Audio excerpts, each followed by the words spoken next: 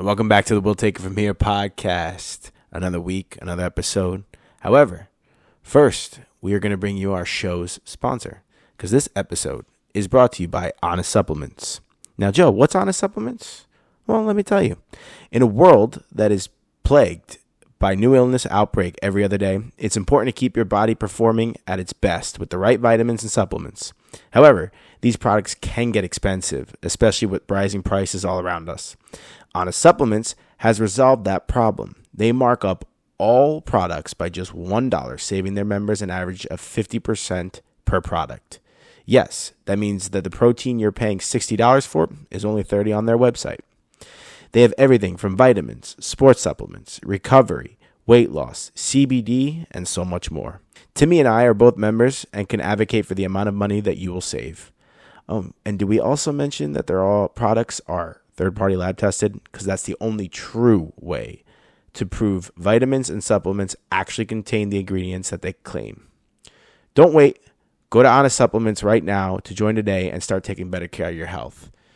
And it's right. If you train jiu-jitsu, Muay Thai, or just in the gym, you better be taking Honest Supplements.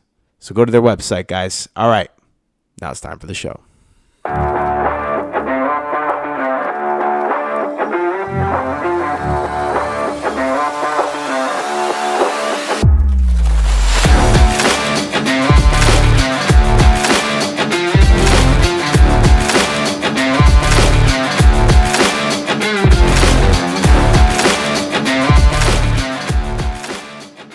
And we're back, folks, so we'll take it from here. Podcast. It's Joe and Timmy. We have a really special guest here for his fourth time, episode 210. I swear to God, I'm going to mess this up. It's going to be a running joke. You sound like AI now. Yeah. Getting roasted already. Episode 210. You already know the deal. We're on YouTube. We're on Spotify. We're on Apple. If you get something for the show, please share it. Take your Honest Supplements. Train. Do all that good stuff. But let's just get ready to the show, guys, because we have, like I said, a special guest who is here not only on episode 10, not only on episode 18, but on episode 71. We welcome back Dr. Gus Mouhtis. Thank you. Pleasure to be here. Absolutely. No, it's a pleasure for you to come back. We're going to have fun on this one. I know we are. Let's hope. Yeah. Well, now we'll definitely make it. Yeah, for sure. Yeah.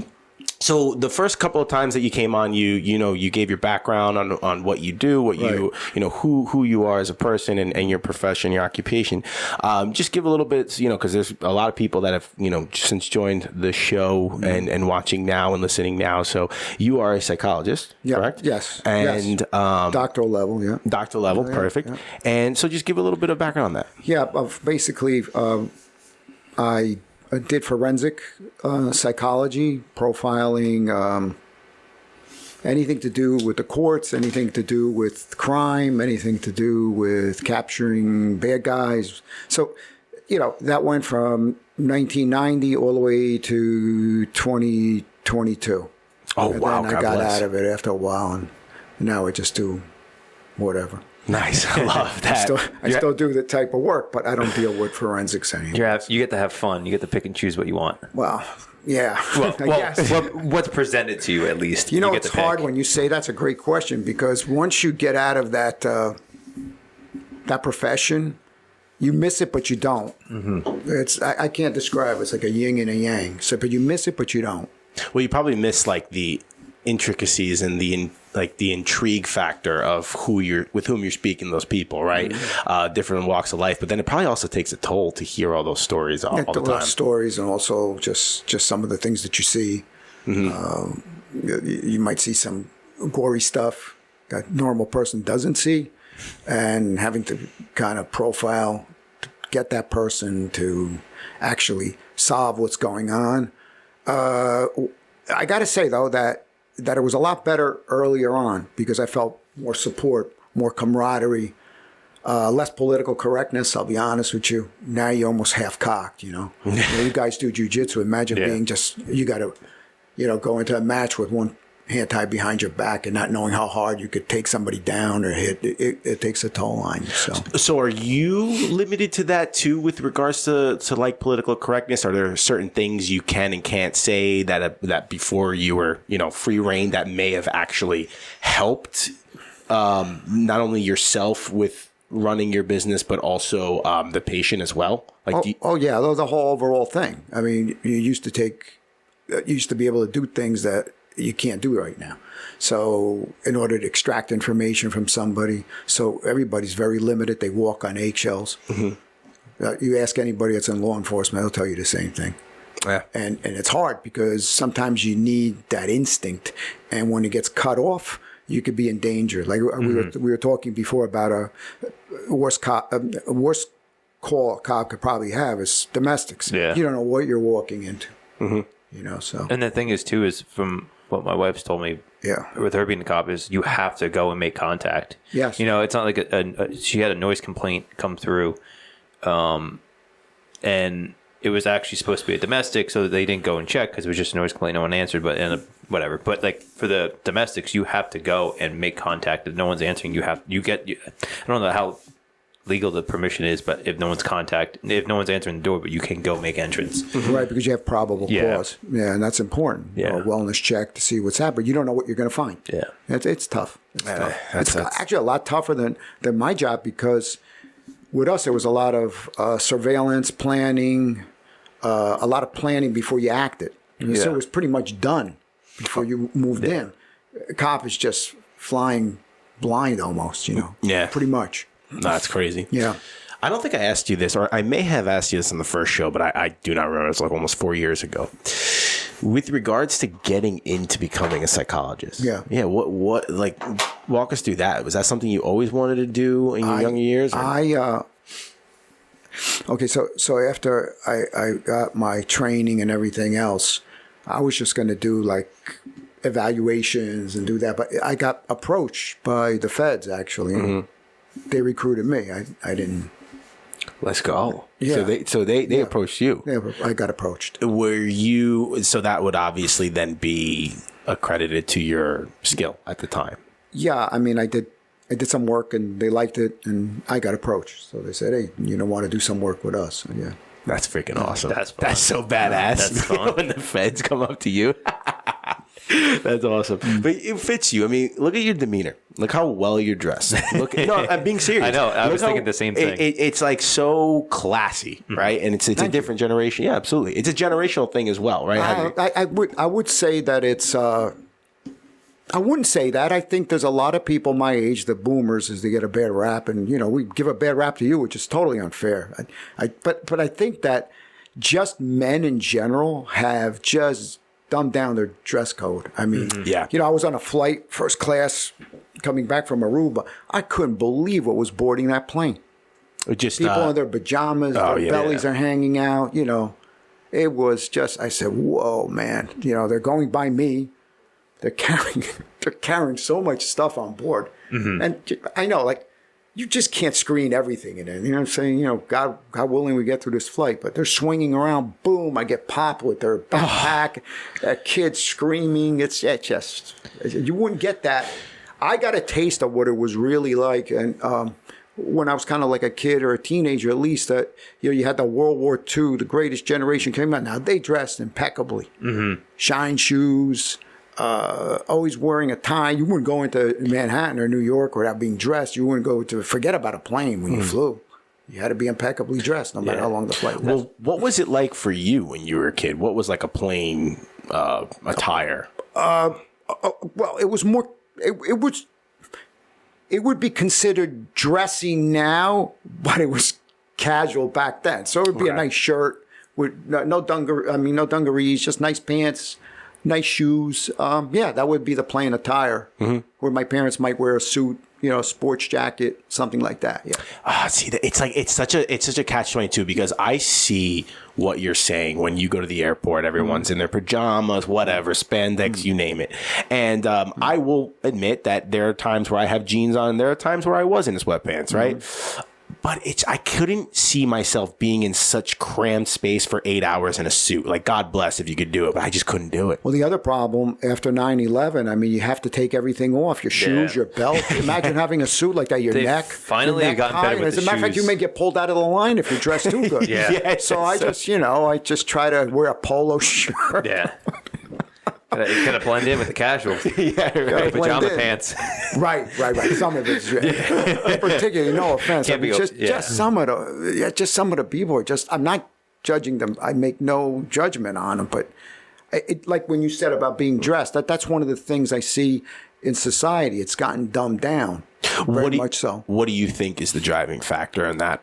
I think people after COVID, or now certainly with being on their phones and always just being home, you didn't have to go into the office. You didn't have to do anything, and everything just became casual, casually dressed. The other thing, you have CEOs of companies that are billionaires. They dress like they shkumbari. They dress horrible. You know, yeah. And I don't want to name names. You know who I'm talking about. You know, all the big shots. Yeah.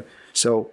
Now, if you go for a job interview and you're dressed in a nice, say, wool suit or a cashmere blend with a wool or sharkskin suit, you're going to be an oddball. You know, leather shoes, real leather shoes, not fake stuff that you get with glued-on soles, like real leather with the stitching going 360 right around. That'll last forever. You don't get that anymore. You'd be an oddball.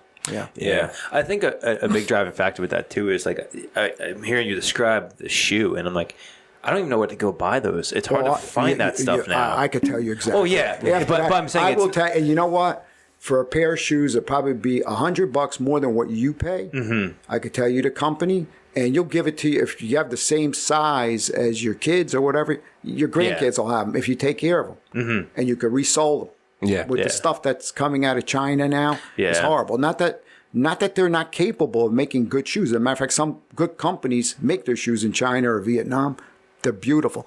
But I see with Gen Z, at least, that some young men are dressing really nice. So that's making a comeback. As a matter of fact, there's a guy that I follow on YouTube. He's also on TikTok. His name is James Lawley. He's an English fellow, and he has a channel called Gen Z, and he pushes young men, Gen Z instead of Gen Z, it's Gen Z, and he has a really good presentation of how they could dress. So it's, I see it making a comeback. Yeah, I mean, I think it's a good thing too. I think it brings, it forces you to sort of up your game when you're dressing up, right? Your demeanor changes, you feel better. Psychologically though, you feel better. Well, not only that, but social psychology too. I mean, there's been studies that people judge you right away as to how you're dressed. Yeah, sure, you feel great. But it opens doors for you that normally you wouldn't open. Unless you want to stay under the radar, then that's a different story. Yeah, it depends what you're going for. You're saying that, and all I'm picturing is all those spy movies and like the con artists, like they do the montage, get ready to go and like steal a car. They're just at the Ferrari dealership in a suit and tie. Or you wear a tuxedo. Nobody will bother you. I don't care what color you are, what you look like. You're in tuxedo, you're in. Yeah, for sure. So they'll hand you the keys. All right, I'm here to, hello, sir. It's funny. So it's coming from sports, right? They always said, look good, feel good, play good. That was like the baseline of before you go out in the field or whatever sport you're playing. It's like you got to be, your uniform's perfect. It's washed. It's clean. No stains in it. And that was always the problem with baseball is the stains from sliding. And with football. But well, you guys are both martial artists, and I've been taking martial arts since I'm 12. That's when I started. But not jiu-jitsu, but the karate masters, the Japanese masters, the Koreans were impeccable. I mean, everything would have, your uniform would have to be pressed, no stains. And they teach you all that, how to have respect for yourself, number one, and have respect for others. Structure. I was just talking to my buddy about this before this, is the structure. So you have a karate background? Well, Taekwondo. I Ishinryu karate. I did Wing Chun Kung Fu. None of the grappling stuff, though. My son always gets me down. Give me your best shot. He rushes me. I'm on the ground. Then I go ape shit. For all you pure folks, Dr. Gus is referring to Paul. So, Paul, black belt Paul. But your generation, though, those sports were those are the big things. My father did all. I don't know exactly what karate and all this stuff, but he grew up doing all those things. Yeah, probably in the 70s. Yeah, the Karate Kid was big then. Yeah, Bruce Lee. I remember when Bruce Lee died. That's what got me into it. What was the movies? Enter the Dragon, Game of Death. Yeah, that was the what was in the air at the time. There was no UFC. Grappling didn't exist. No, the closest thing you got to that was high school wrestling. Also Jeet Kune Do with Bruce Lee. I mean, he did. It was the original. I think it was the original MMA. Yeah. Mixed martial arts, because he learned from everybody. Oh, that's true. Yeah. Hey, right. And some of the baddest ass martial artists back then that people don't know about is a guy named Gene LaBelle. Gene LaBelle was a grappler. Dude, that was a hard guy to beat. He was a hard guy. He's a legend. I feel like I heard this name. I've heard this. Joe Rogan talks Bruce about Lee all the time. would learn from him. He learned grappling. He taught Gene LaBelle probably more striking, but Gene LaBelle was one badass dude. Yeah. It's different. And he didn't look like much. Yeah, well, it's always that way. It's always the most unassuming. Pretty much, right? Yeah, pretty much. Especially you jiu-jitsu guys. This guy, he's nothing. And then all of a sudden, he just can't breathe. I mean, one of the top people right now is Mikey Muscieci, and he's like a little nerd, clearly on the spectrum. He's like, what's his weight? 150, 165? Probably, yeah. He's ripped though, but he's ripped, but he's a tiny little dude. Clearly, he looks like a nerd, and it's like that dude will put you to sleep. Put you to sleep. Yeah, like quick. Done. And that's the other thing that I learned through doing forensics. Most of the serial killers I met are violent people. That have no purpose. If somebody, like say, is an organized crime, they always have a purpose. Their motto is, "I've never hurt anybody that wasn't like me." Okay, but there are other people out there that'll hurt you just for the heck of it. And one of the biggest things that come up is they'll hurt you if you disrespect them. Is it, you're speaking of all of them, the mafia or organized crime? Not so much the mafia, because they have a purpose. They'll walk away. I mean, real mob guys will walk away from most stuff if you're a civilian. They don't want to interfere with their cash flow.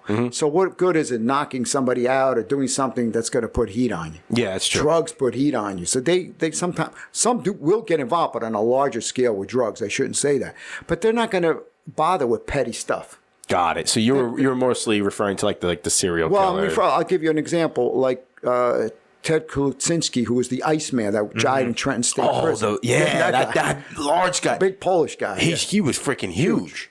And one of the things that he said was disrespect. How did you pick your victims? Well, they disrespected me. But he was patient. He'd get you later on, and he'd bind, torture you, and everything else. It's funny you brought him up. It's funny you brought him up because I saw a video on him recently where he was just like, if you didn't know him personally, he was just a father of a family that lived next door to you. Yeah. And that's it. He never acted like he was some killer or anything. No. And he turned out to be, in his name, ice cold. Yeah. And, he killed people. But the other thing you got to remember, like, as far as mob people, like the families, nobody ever heard of them. Nobody ever used them. So that was fabricated on his part. Because I've discussed this with some serious people. They said, we never heard of them. Wait, so you're saying Ted? Ted, yeah. The mob allegedly used him to do hits, to kill people. Oh, but no one's ever heard of him. Nobody's ever heard of him. That's funny. That was him just embellishing his reputation? Yeah. Okay, now to play devil's advocate, because I have no way to, is that him embellishing? By the way, I wouldn't mess with him, but that's 100%. That's well, he's dead now, but that's him embellishing. Embellishing. Yeah. To play devil's advocate, do you think some of the mob are saying that just so they are not tied to him? Or do you think it was embellishment? Could be, but I've heard enough from other ones on the QT. Nobody ever heard of him. Oh, that's insane. Nobody ever heard. It makes sense, though. Makes sense, yeah. But could it be? You're right. You got a good point. Because it could be them saying, "Hey, if I use this guy, I'm going to say I never heard of him." Yeah. But at the same time, too, I would say I did use him, and then it clears your guy out from any heat. That's a good one too. Yeah. So see, it could you're go thinking either way. like a criminal. That's good. Yeah, you got to protect your people, right? Yeah, exactly. And you know what? It's funny you should say. Well, the saddest thing with forensics is seeing actually very, very bright people that could also be not just like mafia or whatever, or Cosa Nostra in this country, but even gangs, gang members and drug dealers that I dealt with, very bright guys. The one guy particularly did 10 years in jail for drug dealing, and then he comes out. He had magnificent skills to run his own business. And, he got a job doing junk hauling. And the thing is, he was good at it. And I said, why don't you just start your own business, get your own trucks? And he did. He saved up. Now he's up to 25 trucks. He's doing great. Yeah, he's doing great. I love awesome. that. And he never went back. And because those are the skills that you want to hone in on that you have. I think this comes back to the thing you were talking about with the karate and all that, is the structure. Something to channel that energy. Right. Like you gave him a path to take it, and he took it, and he ran with it, and he's doing really well. Well, next time he got caught with drugs, it was 25 years. Yeah. A third time, it was life. So what are we doing here? Now, thing is, drugs draw a lot of heat. Mm-hmm. So, example, he's very smart, but you have to take a shot. For example, you're trying to move your supply, right? Like any business. I got this warehouse full of drugs or whatever. We're in here. Half of this room is full of cocaine, let's just say. Mm-hmm. We're just giving an example. No raid from the DEA. I promise. Swing the camera in here. There's nothing in it. If you do, we'll make it a reel. Don't worry. Yeah, right. So the thing is, you got to take a shot. So what DEA agents do? They got a lot of money. They put cash in front of you. What do? You take a shot. Money is the big orgasmic deal when it comes to finances. I got to move this shit. I know you're already compromised, and then there's people behind, but they're the cops. And that's it. But one thing that I do tell people, I say, give me a crime, the perfect crime that you want to commit, and I'll give you 100 ways how you're going to get caught in modern society. Yeah, that's true. Especially with all the technology, you're done. Especially when it comes to, we watch these shows and it's like, it's a couple. Let's just say somebody gets murdered. It's always the husband usually. Could be the wife too nowadays, but it's one of them murdered. You got to prove yourself innocent because you're automatically guilty. Don't they say that that's the suspect number one? Is Absolutely, the spouse? You got to clear yourself. We had one guy that was a doctor. He was and this is going back many years. But he was also a pilot. He wood chipped. He killed his wife and wood chipped her through a wood chipper. Jesus, right? Yeah. But the thing is, he thought he cleaned the wood chipper, right? He got everything. But with modern technology, we were able to trace the wood chipper because as much money as he had, he was too cheap to buy it and get rid of it in cash. He rented it. Oh. Well, good. I mean, look, I'm happy he was cheap enough. Caught. He was caught. Exactly. Yeah. That's disgusting. But my God, no, I'm just saying, you get stupid things like that. Yeah, you cheaped out, and that's how you got caught. That's how you got caught. God. Yeah.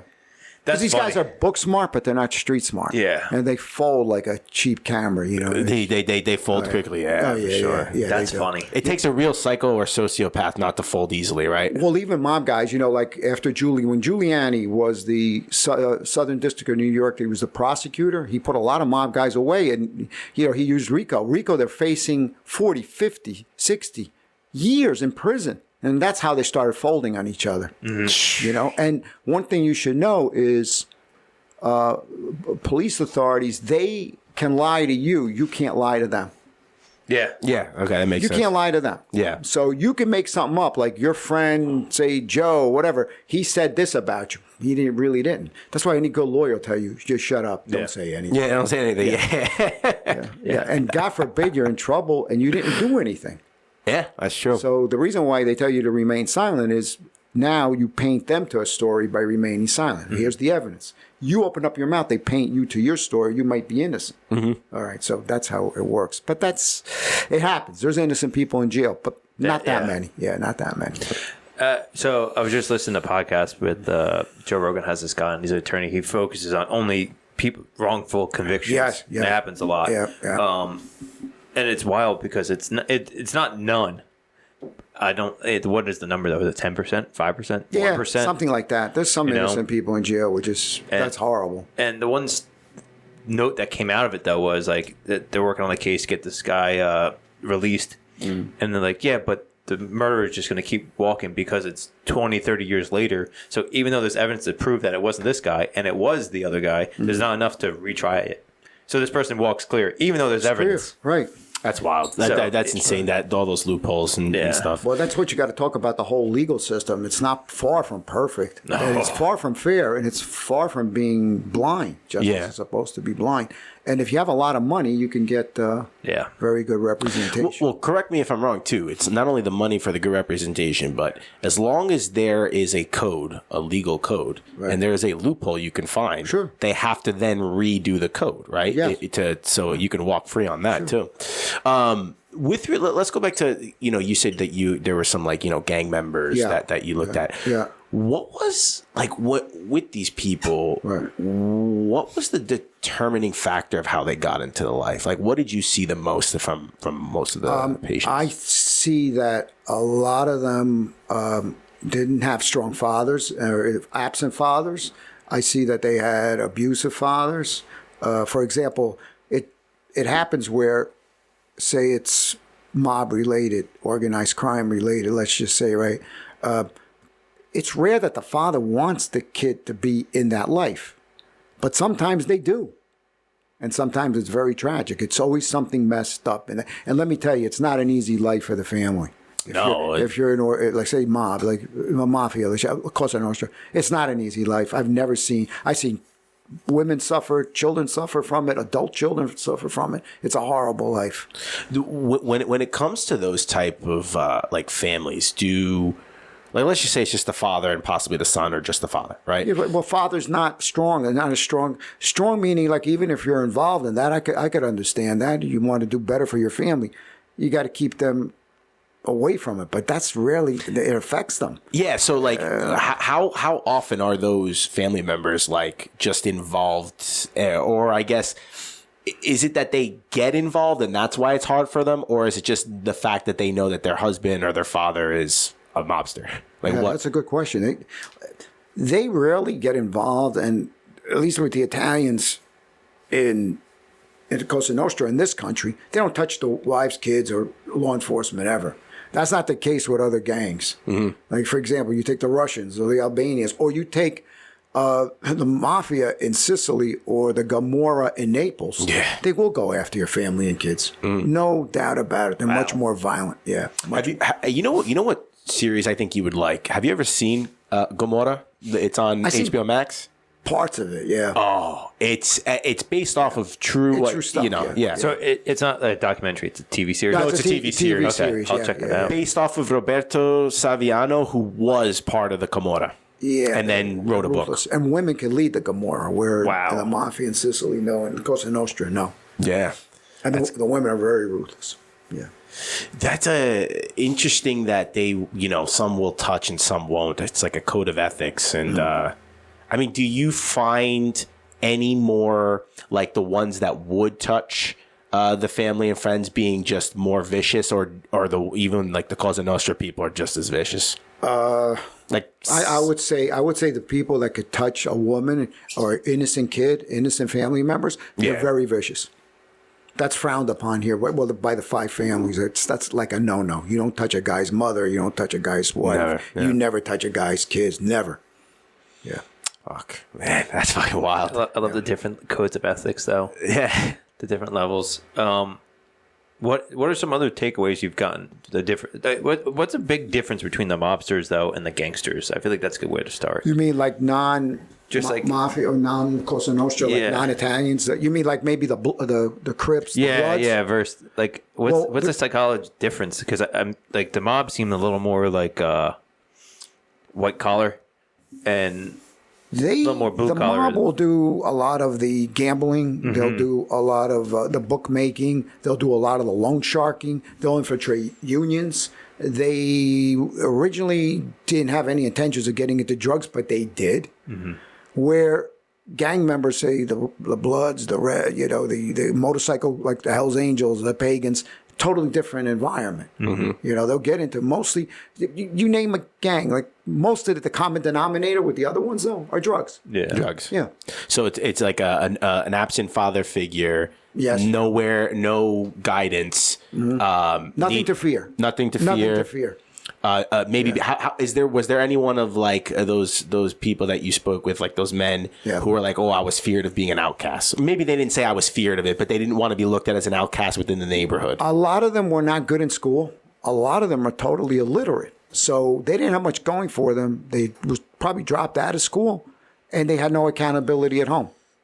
They could overpower their mom. The father was gone, and they'd run amok. Shit. Or some where they were indoctrinated into the life by their own father. They would come on in, your family business.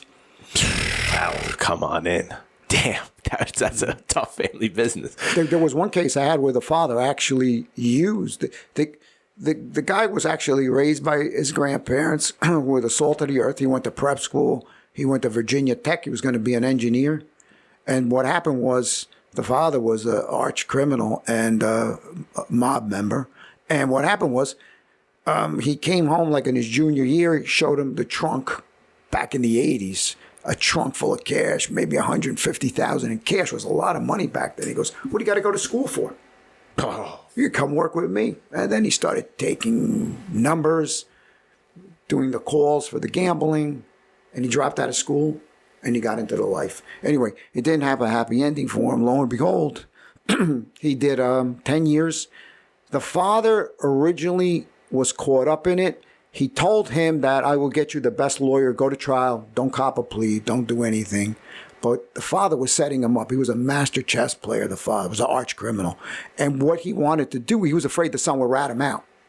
So what the father said, go to trial, kept him hopeful.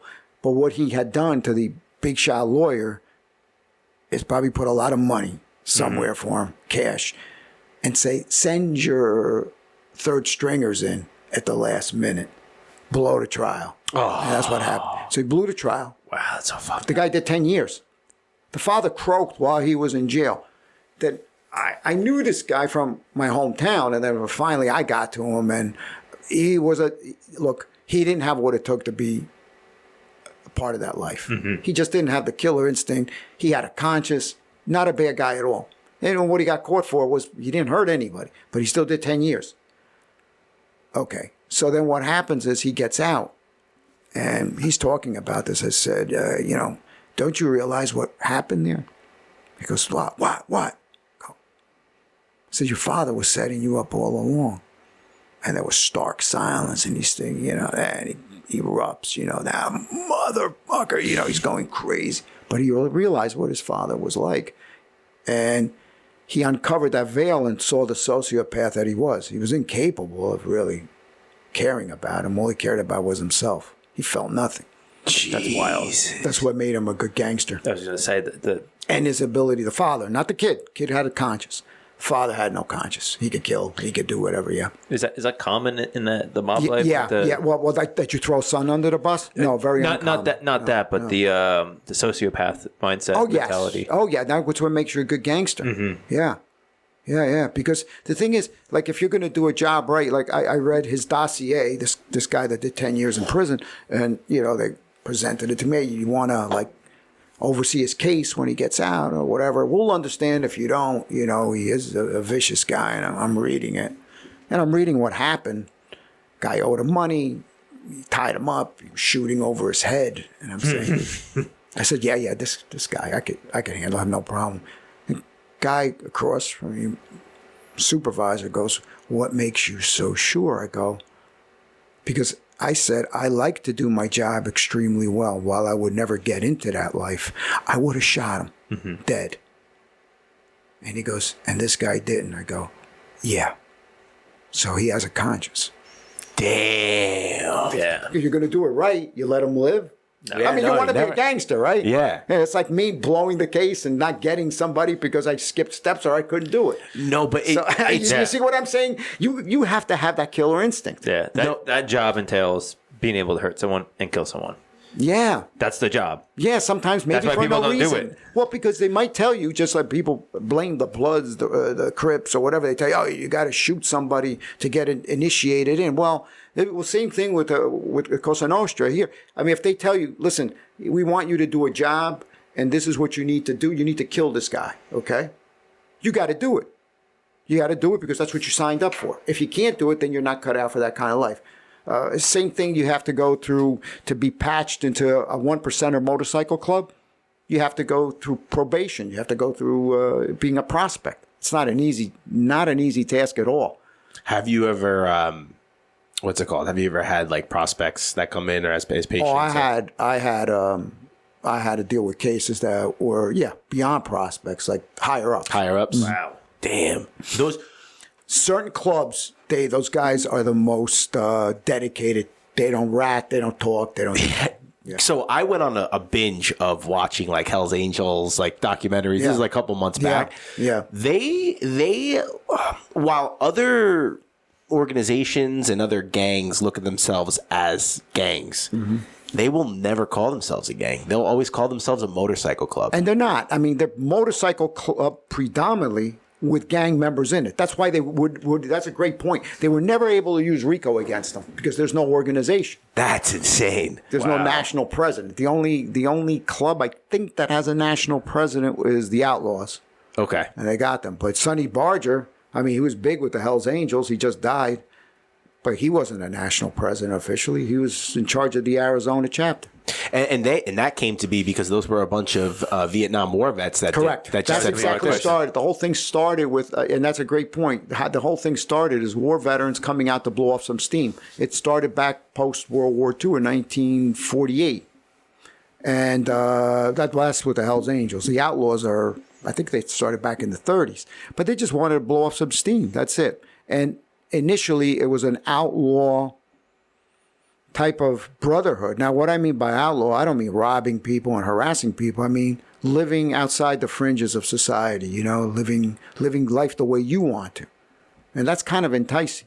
Mm-hmm. You have life and death situations. You go on your motorcycle, you ride, you raise hell. And then drugs started coming in, particularly methamphetamine in the 60s. And they saw how much money they could make. And then running guns, that's another thing. They run guns, firearms, illegal firearms, yeah. God, it's always coming back to money. Money is the determining factor. Always. Money makes the world go round. We haven't touched even white-collar crime. I mean, these are, money-wise, these gang members, even the Cosa Nostra, is nothing compared to white-collar crimes, how much money they... Look at Bernie Madoff. Oh, yeah, that's... Billions. I mean, that's nothing. It makes the mob look like nothing. So, yeah. I'm not even going to touch the Somali daycares. Yeah. Okay. And that's just a small potatoes, really, to be honest with you, because that's just on the state level. Raise that up to a federal level, you could see what's going on. Although, I got to admit, like any program I worked with, it was very professional, and you had to account for everything that you did, and that you should. Yeah. So you guys audited it. Absolutely. I got audited too. Everybody gets audited, and you better cross the T's and dot the I's. I mean, within reason. Anybody makes mistakes, but not $150 billion. That's why it's so bizarre too. Because my line of work too, I'll tell you offline. I deal with a lot of this stuff, and it's like you gotta you spent $10,000 here on a piece of office equipment, whatever. This is not hundreds of millions of dollars, but you have to be accountable for it. Yeah. You have to have a track record. You have to have your ducks in a row with all your finances. So it's like, how does this stuff get so bad without it just being completely overlooked? Well, I think how they do it, I know that was rhetorical, but I think how they do it is it's everyone at the top, right? Knows what's going on, but all the people that are running it, and not in the case of the Somali daycare. Obviously, if you're showing up to a daycare and there's no kids, something's wrong. That was horrible. Yeah, for sure. Yeah. But I think it's like how these other, how you can get away with a large fraud is you just have a couple of people at the top that know what's going on, and they never disseminate that information to everyone else, so everyone else is left in the dark. That's, I think, how they do it. Well, the other thing you got to remember is that arch criminals could easily tell you what you want to hear. So, if you're in charge of the money, they could schmooze you. Oh yeah, we're doing the thing is we're getting this done and everything's okay and blah blah blah. Now, God forbid you kind of taint your ability to investigate or think out of the box as to what could be happening. For example, if somebody is in a protected class, okay, you might not investigate them because you don't want to be called a racist. Let's just say, or if it's women, you don't think they could do anything. You don't want to be called a misogynist. And it taints people's perspectives quite a bit, and that's what I found. Oh, we can't touch this. Well, why can't we touch it? I don't care if they're green, black, blue, or white. If something's happening, let's touch it. Let's touch it, yeah. Yeah, but then politics gets involved, and you're right. You got the vote coming up. Yeah, I'll say it. With the Somalians, you're not going to get in. Yeah. So that's what Walls is probably worried about, but he's a weak leader. He is, Me, I'd rather not make any money. I'd rather be destitute than have something like that happen. I don't care. Yeah, thinking about that. So let's go back to the psychology behind that. Think about someone like that knows what's going on. Now this all blows up, right? I don't know him. I don't care to know him. I could imagine. Look, it's two possibilities with him, and I've seen it happen with CEOs. Either you're totally stupid or you're complicit. Yeah, 100%. Yeah, either you're totally and it could be dumb. both. It could be both. It could be both. To a certain level. To a certain level. Yeah. For sure. But with him, I'm in my opinion, I think he was complicit, right? But here's the thing. Let's just say that it's complicit, right? Because if you're just dumb, all right, you feel bad and you're definitely going to lose the position, whatever. But if you're complicit, the stress that he's going through right now, deservedly. But what, like, I guess that's like the psychological point of it is a lot of these arch criminals, like, do they even feel like, have you ever asked them, do you, like, what were you feeling when this was going on? The consequences. Okay, yeah. So that's funny. The best part of that, to explain it, I seen it like this guy named Joey Merlino, right? Skinny Joe. He's from Philadelphia, crime family, whatever. He's doing good now. He's got his own podcast. He's funny to watch. I think I know this guy. He's funny as all hell, but he's saying, I'll tell you a few jokes that he said that was real funny. He goes, one guy asked him on a podcast, he goes, yeah, I heard there was like a $500,000 bounty on your head. He goes, there fucking was. He goes, I would have shot myself. And then they asked him like about some of these mob guys that he used to be associated. He goes, they found Christ, they found God. He goes, yeah, when did they fucking find it? When the cuffs were put on, that's when they found God, when they got caught. He's got a point. Yeah, he's got a point. So they really just don't give a shit until their time. Although there is repentance and redemption. Some of them get they could turn their life around. Oh yeah, that for sure. But given the right milieu and the right set of circumstances, there's bad energy out there. I believe in. Yeah, I've seen evil. It's not a matter for me. I believe it totally. I believe it runs the earth. Now, if that temptation comes around and you're not equipped with a higher moral value, like I'm an Orthodox Christian, that's my higher moral value. It's a tough situation. You don't think of consequences. How much of the stuff that you've seen do you think is like just complete psychopath? Like they're just an evil person versus very little. I mean, unless you go into the real crazy stuff like serial killers and all that. But most people are given the opportunity. Did you guys see the movie Nuremberg? No. Okay. Yeah. So is that about the trials? That's about the trials. I'd look into that. And there was a psychiatrist, and he was psychoanalyzing, Hermann Goering, and what he found was this guy was completely normal. He wasn't a psychopath, but given the right set of circumstances, he did bad things.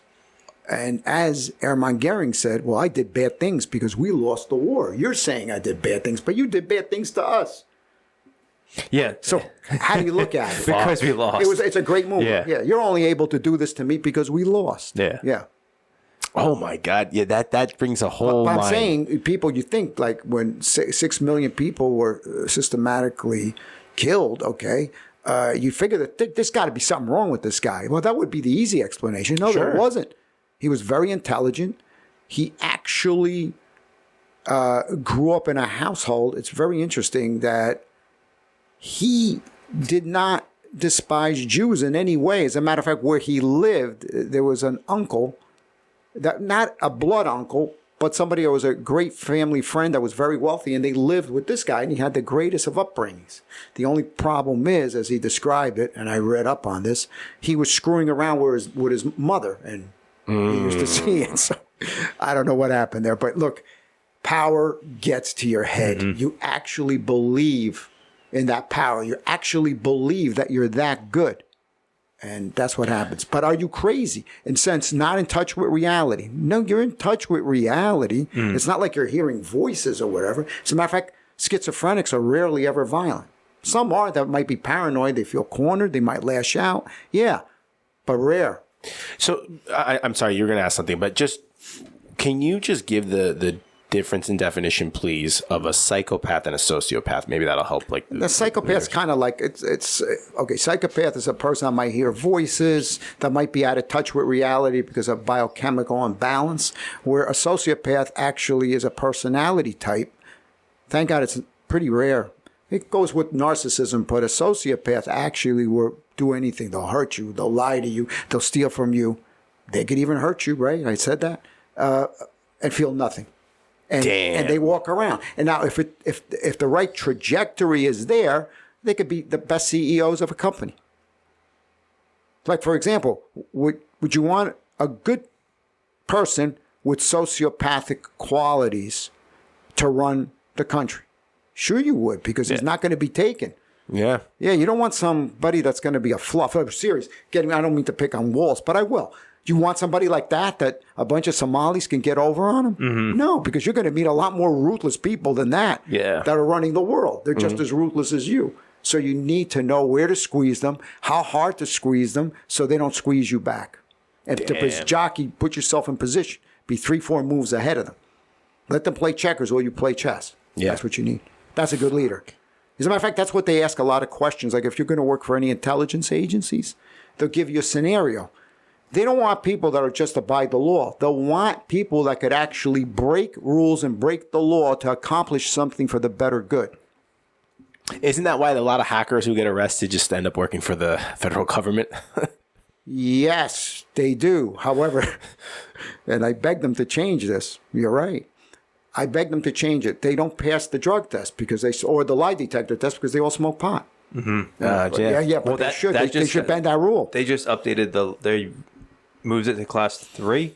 So something like that. So now you can have a prescription. Yeah. Okay. Yeah. They're missing out on a lot of good hackers. Yeah. Did you want this, sir? No, not you. I do know. I've heard. That's been a big thing with a lot of the federal agencies is that, especially now with, I think, like 24 states have it legalized at the state level before even medical. Well, it's still illegal on the federal level. Yeah, so that's where all the federal drugs. If you know anybody, tell them not to smoke weed like in Sandy Hook or any of the federal reservations. They'll get arrested. Mm-hmm. Yeah, believe you me, they will make a federal case out of it. Yeah. They'll put you there, right? Yeah, they will. Fuck. One thing that I know I didn't ask you on the last show, but I want to ask you here, because you just said that the most of the clients that you or patients that you saw, you didn't see true evil. What was probably the most chilling time in your work? Like where you were like, holy shit, I am sitting right across from the devil himself. Somebody that was real scary like that? Or just, not even like maybe it didn't scare you, but while you were understanding and deciphering this patient, you were like, wow, this is a truly evil. You know, I'll tell you, that's a good question. I think some of the most evil people were probably pedophiles. Yeah. Because they go after a kid. Yeah. And think nothing of it. Yeah. And they're very, like, nobodies to look at. But when they tell me they're attracted to a young child, the way you guys might be attracted to women or whatever, that's no good. But that's what they're telling you. Fuck yeah! So that to me is scary. That's why, like, even with like little kids or whatever that I know, or like even little kids in the family, I never take my eyes off them. Mm-hmm. Oh, never, nah, because I can't. My buddy of mine was telling me a story. He was out with his 2 kids at some Santa thing at the mall. Yeah, and he's noticing this guy. That's where they hang out. Same way you might try to score with a woman in a club or something. They go there. And he's watching this old guy, and he's like, he's not part of the Santa group. No. And he's like, comes up and just staring at his wife and his kids, and he's like, "What's up? What's up?" And the guy ended up walking away. But the guy, it was like in the 70s, an old dude looked like Santa, but he wasn't part of the group. You know what's never that's fucked up. I'll tell you, whatever ceases to amaze me. You're right; they're in their late 70s or 80s, and I'm saying, man, like these guys are still like they still have that kind of sex drive, but they do it never for kids. Yeah, it's unbelievable. That's horrible. It is horrible. There is the level of like, this is who they are. They're pedophile. They're into this. And then there's like, your whole life is revolved around doing that. There's like, we like the podcast. We like to do jujitsu. Is every day 24/7 us just doing podcasting? No, we have other stuff we do. That's right. Like that's what at that age is like your whole life is all around doing. Yeah, and a lot of them could be married with kids and abuse their own kids. The other thing is the other thing that I've seen is sex trafficking. If they kidnap kids or women for sex trafficking. The other thing I couldn't stand if somebody drugs a woman and rapes them. The Bill Cosby special. Yeah, I just that to me I cannot stand. No, it's evil. What was it called back in the day? Mickey. Yeah. They would give them in the old days. They would give them. Yeah, it was called a Mickey, right? Yeah, knock them out. It's disgusting. Yeah, I can't. It was. I'd rather deal with anything else. I mean, to be honest with that, but it just, especially a guy like Cosby, you know, that he did this. Like, you're a movie star, you know, like you have to do this, but you get a thrill out of doing. Yeah. Okay, and that is horrible. That's fucked up. Yeah. That honestly is disgusting. Here's my question: is like, and maybe this kind of goes in the lines with the other topics, is like, at what point did he figure out that's what he liked to do? Cosby? Yeah. He never did. He probably died in denial. Yeah, but I'm saying, like, at what point did he start doing that? Oh, right? did he start? Like, you know, like did he start? Okay, like so, basically, I'm gonna call it a fetish, right? yeah. Right. At what point do you find you like to have people like their You balls like the- stomped or their feet picked? Like, what point do you Yeah. realize? Oh, that I is a think specific thing. It's like a anomaly in their psychosexual development. Yeah. And then they get thrills out of just knocking a girl out and doing that. Now, I got to be honest with you. I mean, I've been with people that were a friend of a friend. And one time, I'll never forget, it's just that one guy just said back in the 70s, yeah, I just slip a girl something in their drink. And I lost it with him. Christ. I lost it, and there was me and this other guy that was an FBI agent. We lost it, and we just walked. We almost flipped the table over. Fucking. I didn't want to know anymore. Just that was that. It just turned What's my wild stomach. is that guy. Hey, aren't you going to finish your dinner? Nah, you just ruined it. I'm going to, Yeah, it'll almost kill you. yeah. man. It's that's weird horrible. that he felt. That's somebody's daughter. Yeah. That's somebody's Mother. It's another somebody's person's sister. person. Yeah. But like he felt comfortable enough to bring it up and tell you. Like, Yeah, because he had I guess he had a few Sociopath. drinks in him, Yeah. and he was bragging, and then bang, bang. He's an older guy, but it's okay. That's okay that he's older. You're still like, that's a scummy thing to Yeah. do. Yeah. Was it more? I don't. I think that was more common back in the day. Like I feel like a lot of the older movies and stuff would have more of that as a thing. Yeah, I don't I've think seen that's that. as- I think not that it it's- doesn't happen now. I think it happens now, but it was more. I think your point. It was maybe more accepted back Yeah. then, and it's disgusting, but maybe so. Like, oh, he slipped or something. Yeah. And now it's not. Now you would get, and rightfully so, people Yeah. would fucking approach you and knock you the fuck Well, out. how would this guy like it if somebody slipped something and did him? Yeah, he wouldn't. Oh, he wouldn't. No. That's the same thing. Yeah, it's Yeah. the same thing. So that, you asked me a question like what's the most evil? It's not sometimes the most evil. You know what it is? I have more respect for a guy that sticks a gun to my head and says, all right, what do you want? I want your money. Okay, here, take it. I want Yeah. your car. Here, take it. You got a gun to my head. You're telling me who We're you having a are. business transaction. Correct, but you're being honest with Yeah. me, okay? I know Yeah. it sounds sick. Rather than somebody, I'll take your money and embezzle it, like a Ponzi scheme, Yeah. like a Madoff. Yeah, I'll get you all these returns, and they have no intentions of ever investing it. Yeah. Those are the biggest scums that you ever Yeah, want. they're manipulative. Yeah. They're calculated. Yeah. Shit. Yeah. What are like some things that I don't know if this is a loaded question. Yeah. What's some factors that you can say that for people to look out for like sociopaths or psychopaths? Somebody that doesn't particularly look like they are. Like, how do you picture somebody looking? Like, you could just see them and no, they look normal. They definitely are superficially charming. Mm-hmm. Okay, they tell you what you want to hear. They make you feel good about yourself, and then inevitably they ask you for something that'll compromise you. Whether they borrow money, ask you to get into something, it's always sketchy. Put the brakes on it, and be careful. And you know what? In this day and age, you could always do a background check on somebody and find out. Everybody leaves a social media footprint. Yeah. So if they tell you, a lot of people give the wrong names. Mm-hmm. I mean, I have one case where this guy was a con artist. He was funny, but he was a con artist. So he did this whole real estate scheme, embezzled millions from the government in loans, and then this was his second marriage, and the wife would say, I'm going to divorce you. I'm going to take everything you have. So he goes, I said to him, you look like real relaxed, man. She's threatened to take you to the cleaners. He goes, I don't give a shit what she does, whatever. So lo and behold, she files for divorce. Now listen to this. They were never married. Listen to this, Joey. Listen to this, man. She goes, we were married. We went to the justice of the peace, and then we went to a church. He had his friend dress up as a Catholic priest and marry them. He wasn't a priest. It was a fake license, and they were never married. He scammed her. God. That's a sociopath. How do you? So you marry someone? Like, is it sinking in what he just did? Oh yeah. It's sinking in what he just did. That's the prenup of prenups right there. Or being an asshole, really. Being a sociopathic piece of shit, but... And I'm just saying, wow, that was pretty good. I mean, Yeah. I'll testify against you. Well, okay, but it's too late now. You know, you're done. I'll do this. I'll do that. Shit. Yeah, that's the shit that they do. Like you're breathing. That's how they do it. Yeah, they don't give a shit, right? Not give a shit. They have the inability to feel any remorse. Yeah. Or feel guilty about anything. And people have a different degree as to how bad they are than others. Mm-hmm. So now, that's not to give women a pass either. There's some very sociopathic women, except they operate differently. So they might love bomb you and then, what do they call it now? Ghost you. Ghost, yeah. Or try to lure you in for whatever they may need to. There's a lot of guys that fall victim to that. Yeah, do you find that women are more psychologically manipulative and then men will just be more violent, like physically? Most women, some could get very physical. I mean, I had an ex-girlfriend draw a knife on me. Jesus. Yeah, Wow. so that's, for not a good reason either. The martial arts training came in pretty handy. Yeah, there you go. good. I could tell you, if they're coming in, lunging to your stomach, you could disarm them. If they're trying to cut you like this, it's hard. But thank God she lunged like this. Anyway, they'll kill you by poisoning usually. Jesus. Yeah.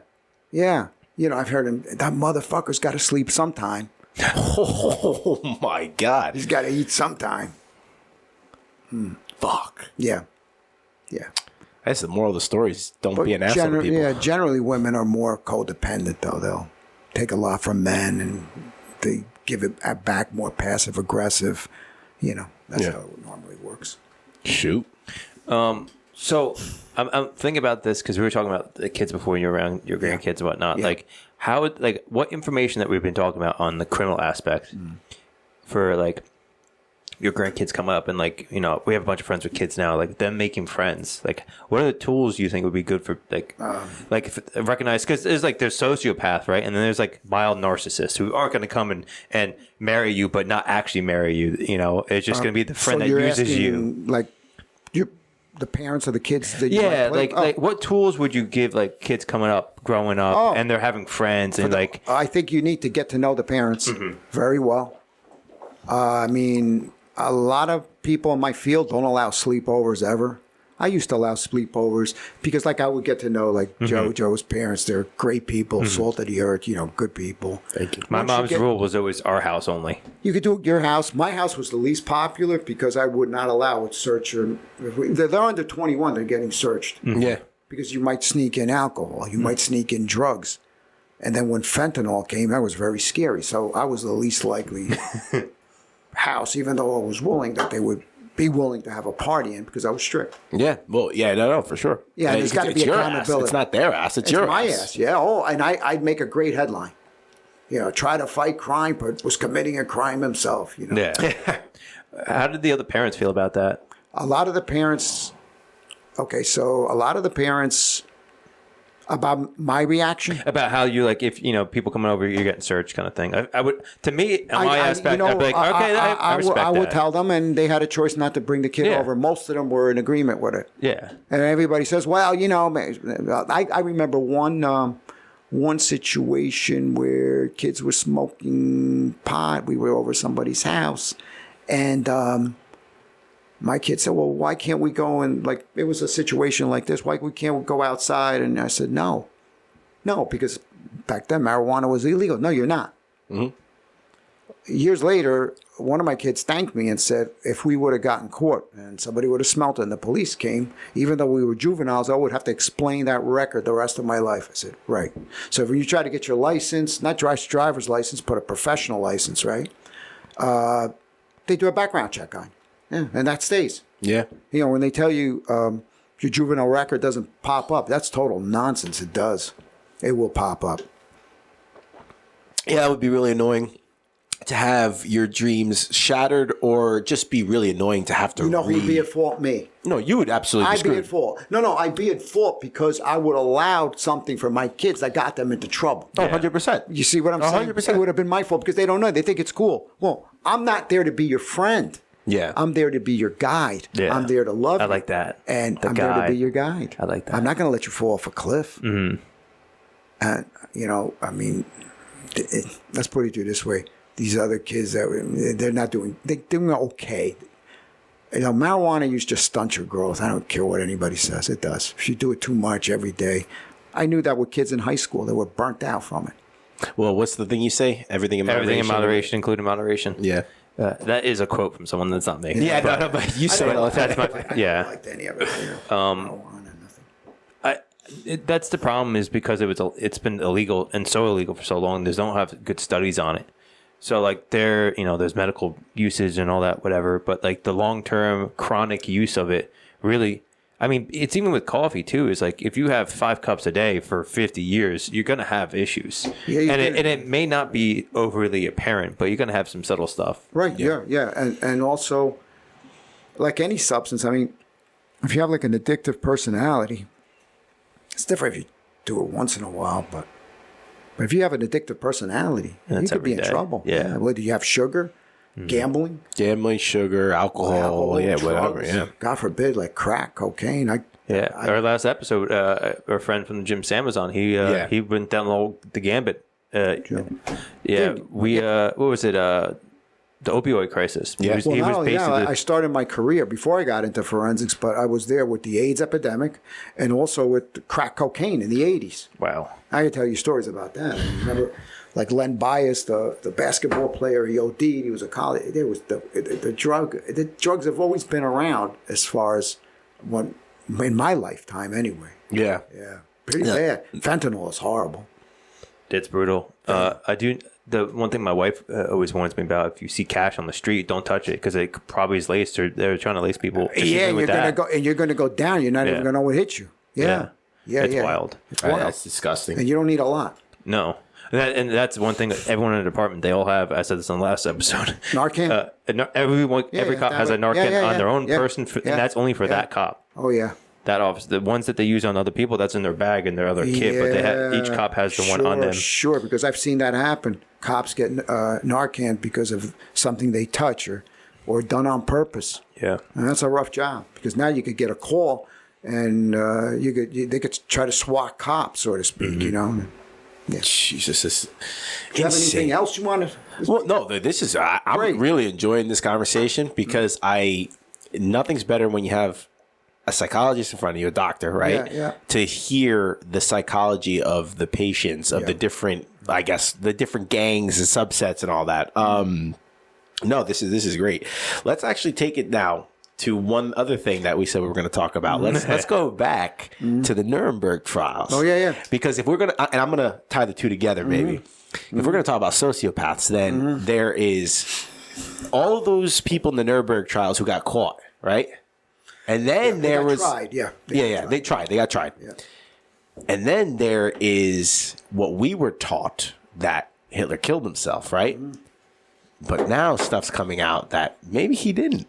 Yeah. And maybe he escaped to Argentina. So sociopathic, right? You could take the fall from me. I'll go because I'm the leader. I mean, that's, history has been... I'm an amateur historian. I'm not a professional historian. But I'll tell you, with AI... or just with the internet, just the information. Now, some of it may be false information, so you got to cross-check it. For sure. But we know for sure that Hitler could have escaped Argentina, and I could give you the whole background. Just know that right now there's at least 300,000 to 400,000 descendants of Nazis living in South America. They're dispersed between the Bariloche section of Argentina, Chile, Paraguay, and Uruguay. They're down there. They're German colonies. How did they get there? They got there because of Franco. That was a fascist that was running Spain, right. And then also Perón in Argentina. They legally got there. One of the biggest ones, you'll recall the name, is Dr. Joseph Mengele. Yeah. He escaped. He did a lot. Well, he did a lot of hands-on, worse than anybody. Hands-on atrocities. He was the doctor in Auschwitz, and I use that term loosely. But he survived the war. Now, what happened with Hitler that day? I think that the skull fragments that were found were shown to be that of a 35-year-old woman with a bullet hole in the head. That wasn't Hitler. And they redid that. So, that's like something they came out with recently, like that's a study. Right. Yeah, okay. Yeah. Wasn't his body only examined once originally? Yeah. His body was burnt, but you got to remember one thing. Like Putin, Hitler had many body doubles. And the corpse that they found there was not him. Forget it. Now, the Soviets, they put out a lot of propaganda only because they wanted to keep it vague. Why? Because they wanted the threat to be out there of Nazis and fascism, so they have a bigger role in Europe. We, on the other hand, were done with Nazis. We took Werner von Braun. We took all the top scientists. We didn't care at that point. Operation Paperclip? That's right. Yeah. So why didn't we care about that? Because we knew our real enemy was communism. Mm-hmm.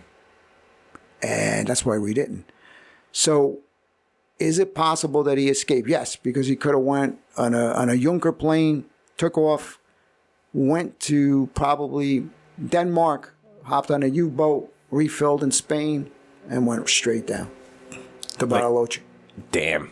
Because there are... We don't know for sure about any of this. However, if I had to take a guess and put money on it, like red or black on the roulette wheel, I bet that he survived the war. I would bet it as well. And it makes sense with his personality profile. Mm-hmm. You're not going to get these low-lying Nazis that would escape, and he didn't. Yeah. Now, what happened with... what's his name? Well, Goebbels died for sure. We know that. Yeah, he committed. Hermann Goering, though, why did he give up? I'll tell you why. Because he turned on Hitler towards the end of the war, around end of March of 1945. Hitler was going to have him summarily executed. He sent the SS out there, and somehow they bungled. Now, you got to remember, Goering was extremely, extremely bright person. He had a very high IQ, probably around 138. And somehow he talked him out of killing him. He fled. He fled, and he wanted to be captured by the Americans. And he did, because there was nowhere for him to run. He's not going to go to Argentina because he's not welcome there. He wants against Hitler. So that's why he got captured. He wanted to get captured so he could make a deal with him. He thought he could be promoted from Reichsfuhrer to Fuhrer once Hitler was gone, and sell him the idea that I got rid of Hitler. Mm-hmm. That's why he got. Yeah, and Eichmann also got captured by the Mossad. He was living in, I want to say, Brazil, I think. Yeah, Brazil, I think. But he got captured and got tried and executed in Israel. Wow. Yeah. This is so South. Yeah, it's funny because if you just look at immigration from Europe, and I'm talking about specifically in Italy only. Okay, all of the southern Italians, right? They all went a little bit, let's just say west, not really north, but west, right? They went to North America. They went to Ellis Island. Yeah. But then all of the, let's call it Bologna and the fascists, they all. That's why Argentina. Yeah, they went to Argentina. They went to Argentina. Yeah. So something about that. So even them, right? Yeah. And the fact that I agree with you, the fact that was a woman's body, the fact that he has body doubles, there's just, and the fact there's a big German presence. The dentures, you can't prove that they were actually his because there was just a set of dentures that was close. The guy that did it, the French forensic specialist, never got to see some of the original material, only through pictures. Oh, yeah. That's how he identified that. So there's a lot of gaping holes. Now, might he died there? Maybe, but I don't think so. I don't personally think so. I can't prove it one way or the other. Yeah. Well, how do you explain all the big German presence? There's like towns in Argentina that they only speak German. Yes, and only German. Yeah. Yeah. So if you're like white and you walk in there, you say, hey, buenos dias, and no buenos dias, good morning. They'll correct you. Yeah. Yeah. They got the SS bolts. They still wear all that. These are the grandchildren of the original Nazi colonists. Freak, man. They still exist to this day. And that's a beautiful part of Argentina where they are. Are they in near Patagonia? Okay. Yeah. Okay. Yeah. Lakes, so it's in the south, mountains. right? Yes. Okay. It reminds them of German, but they're still there. Don't forget that Martin Bormann also survived the war, and he curated all the artwork, all the money. Hitler was probably one of the richest people in the world, so they popped up with Argentina, with Perón. He got a lot of money. The Catholic Church was also involved in giving him baptismal certificates. Don't forget, the Catholic Church did not like communists. Why? Because they turn churches into flea markets. Communists or atheists. Nazis, at least, they let you worship Christianity. And that's it. And even Nazis were close to Muslims. Certain sects of Muslims, what do they have in common? What's the common denominator? They both hate the Jews. Yeah. So that's how they did it, to this day. Now, here's one thing I'll tell you for sure. It's irrelevant whether Hitler survived the war. What did survive is the Nazi ideology. It's still very prevalent. Mm-hmm. Yeah, it's still here.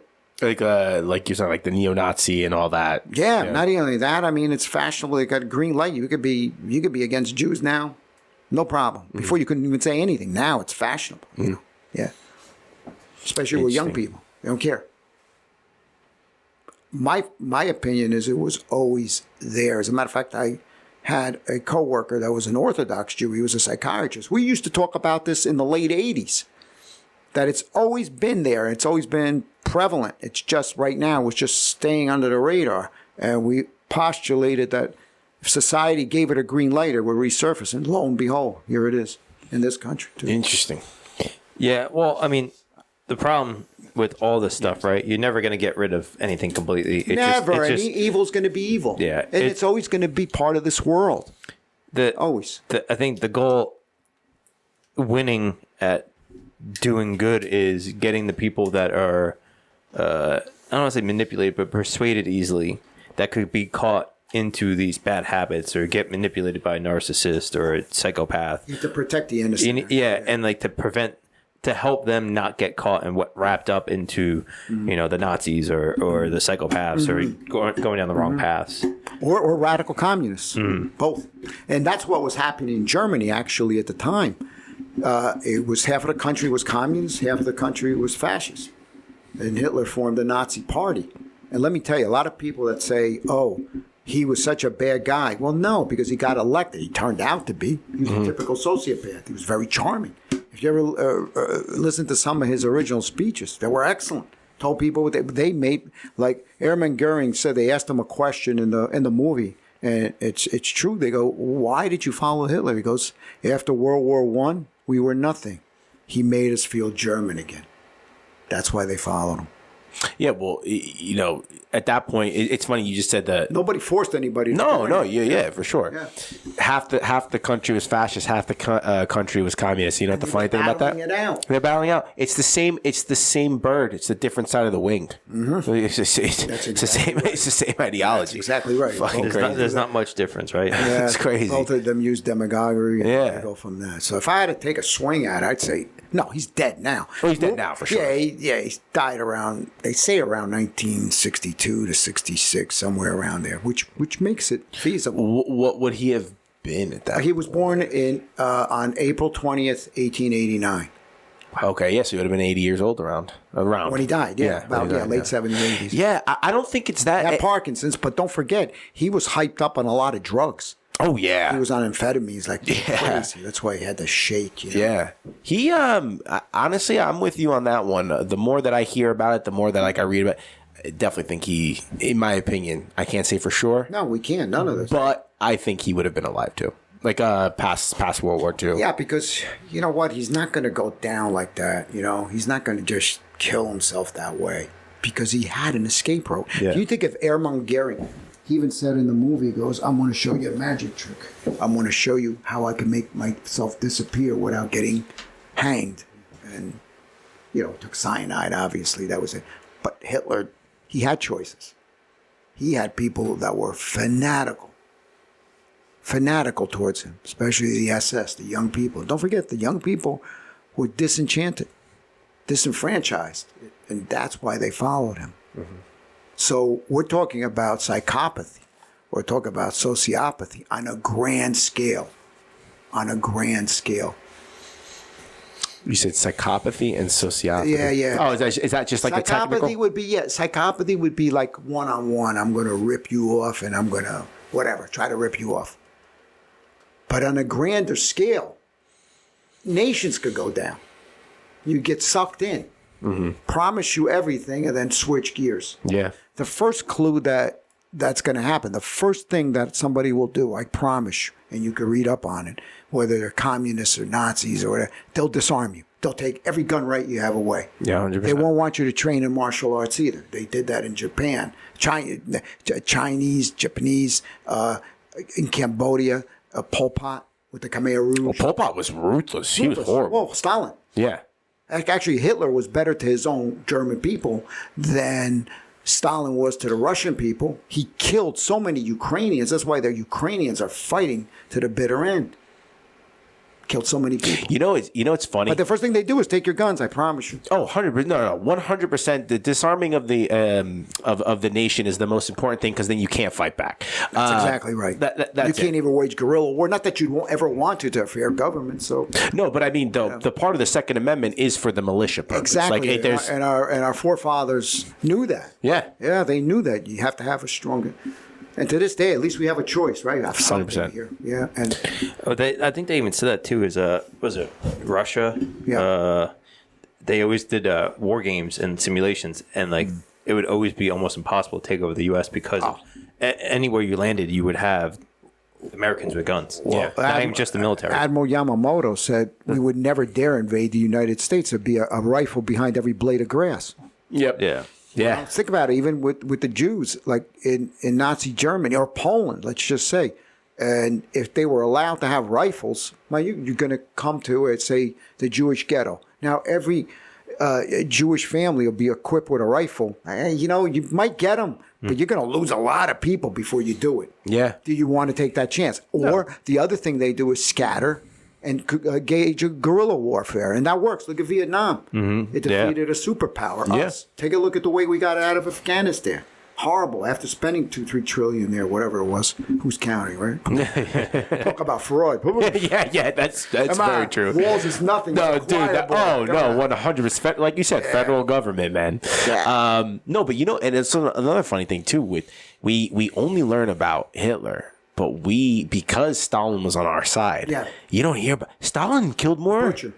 More of his own people. I think it's like upwards of 30, 50. Yeah. Was it 30 million or upwards? Or 60 million, I think. About that with the war. Don't forget, Berlin in 1945 when the Soviets attacked, it was hell on earth because their army, they didn't have enough people to even equip them with their primary rifles. So say there was 100 people in the front with rifles. Mm-hmm. The second 100 behind them didn't have any rifles. Okay. They would just take the rifles of the people that died. Oh, my God. So life was cheap, and it's still cheap.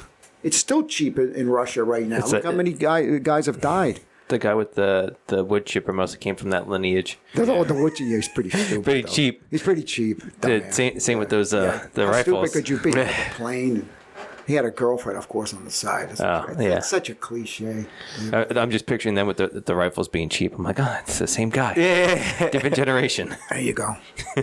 You know what book I think you would like, if you haven't already read it, is the Gulag Archipelago? Gulag.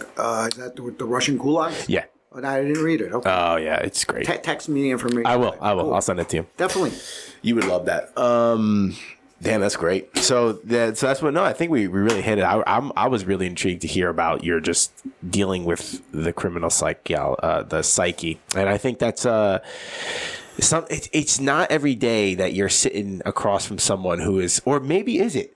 Do we not know if it's every day that you're sitting right by someone who is an absolute, like, just a savage killer? Look, we all have idiosyncrasies in our personalities. We all are battling our own inner demons. However, some are worse than others, and you just got to pick the people that are in your gray area. Mm-hmm. The other thing that I mentioned, and I'd be remiss not to state, what I found is that, there's a lot of evil in this world. I call it demonic. Mm-hmm. Okay. So the way to combat it is you have to have like a physical change, a psychological change, but you have to have a spiritual change too. So that's what I find completes the circle. Most people in my field are afraid to touch that. They're afraid to do, for example, Christian counseling or religious counseling to get that spiritual component where you report to a higher power. Because what else guides your conscience? Mm-hmm. As a matter of fact, people are reluctant to even say that now. Although, silently, last year was a record number of Bible sales. That makes sense. I did hear like the new generation is going back to church. Yeah. There's some stats of that. And it does. I mean, it's the minority of Muslims that cause the terrorism and all very much. But, even in their Quran, they don't want violence. They really don't. Most people want to live in peace. They really do. That's what most people just want in general. Is just leave me the frick alone. Leave me alone. Yeah. But you need that. If you have that kind of... I mean, I met many Muslims, and although we believe, like I believe Jesus is God, they believe Allah is God. Okay, we have our differences. However, the morality of it is the same. You know, they don't want to steal. They don't want their wife to cheat on them. They're not going to cheat on their wife. They want to be, as fathers, they want to be seen as the guides of the family. I won't say the heads, but the guides of the family. Well, we want the same thing. We want the best, and we want to be dedicated. And I think that society has fallen apart when it comes to that. You know, divorce rate being so high. It's tough. It's tough. Yeah, I mean, that's another whole dissertation that we could do. Yeah. And I could go back in time and tell you exactly how it fell apart. But that's how you get it back. It almost seems, I don't know if it's just because our generation's in the thick of people getting married. I know it seems you much mean like later. the millennial generation? You guys are millennials. Yeah. I mean, and it seems also the age of people getting married and having older. kids is much later. Well, because both people have to work, and the millennials, I never put them down, or Gen Z. Did you guys had a rough? We had got the 08 crisis. We had a lot. Then you had the inflation with COVID or whatever. COVID inflation. Yeah, and then, it messed you guys up. You know, Yeah. I mean, it's hard to. I mean, it's unconscionable. Let me give you a quick example. When I went to college, it was $40 a credit. That means I could get a summer job and pay for my semester's worth of college. Yeah. That's what I did. Because $40 a credit means $120 a course for a 3-credit course. Yeah. Now it's you can't do that. No. You can't do that. it's only $40 a book. Yeah, $40 a book, like $80 a book. And it's worthless degrees. No offense. You're paying $200,000 for what? Yeah. Yeah. For literally for And what? now, especially, you got to watch what you do. So you guys have had it very rough. And I'll tell you, you're doing a good job running the world right now. The only thing I would advise you is get into more leadership positions. Push people my age out of the way. That's one thing that I kind of miss. I want to advise. I want to be an advisor to young people. I don't want to stand in their way. It's your turn to lead. Yeah. And we didn't do such a great job. So it's your turn to lead. Learn from our mistakes. Yeah, it's funny because right, you're speaking a generality for the broad generation, Right. and like it seems to be that is mostly the case. And I think half the battle though is people aren't leaving those jobs because things have gotten so damn expensive. Horrible. So like. Even like my parents both retired, but my mom still works on the side. My parents they're accountants. They both work on the side, Right. But for fun. But they're not. They're work- consultants. They don't work like 30 hours a week still, Yeah. doing regular psychology, no but not in a position. But there's some people that's still in the thick of it and in those positions, and they don't want to leave. My old apartment before I switched to my new one, there was a guy there. He could have retired 10 years ago, but didn't. And he was waiting for his kid to graduate college, but he's like, he's got 5 daughters or something. He's like, I come to work to get away from that. It's like, you're taking away a leadership position. You could have retired 10 years ago, but you won't move. So it seems to be the theme. Yeah, and I'll tell you what the mistake he's making. The mistake he's making is as you get older, I can tell you this. When I was your age, you think 50 years, 30 years, you got a lot of time ahead of you, God willing. But the most valuable commodity now is time, not money. Mm-hmm. Quality time, because you could get healthcare issues. You could get a lot of issues that come up. You just can't assume you got unlimited time, because you don't.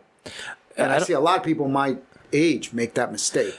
Oh, I'll work till I'm 80. I'll collect my... Oh, shut up.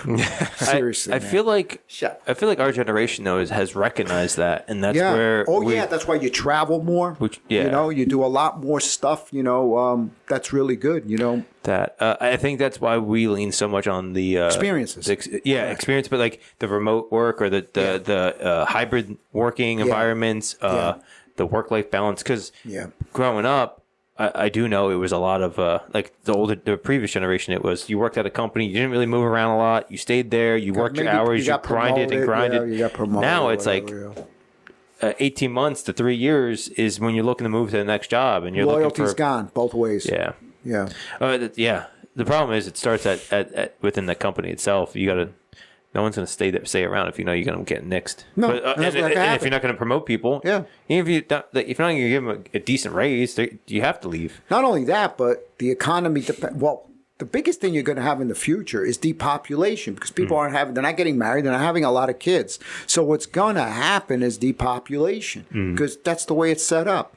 Yeah. You know, so Yeah, it's set a up lot that of way, young yeah. guys aren't even getting out to even meet anybody. Yeah. You know? Well, it's funny is They're not driving either. No, they're not driving. Wait, young guys aren't driving? there's a long it's a So you love cars like me. Yeah, what the we like to drive. Yeah. fuck? They're not. They're doing Uber Eats. They're doing Ubering all over the place. I'm talking about like 18, 19, 20, 21, 22, 23-year-olds. Yeah, but like that's like the well, you know what? That now They're not driving. I'll go down the rabbit hole of why I think that's happening. Agenda 2030 with the World Economic Forum, but that's a whole nother conversation. Yeah. It's by design. It's by design. It's by design. 100%. Yeah, exactly. 100%. 15-minute cities, all that stuff. Yeah.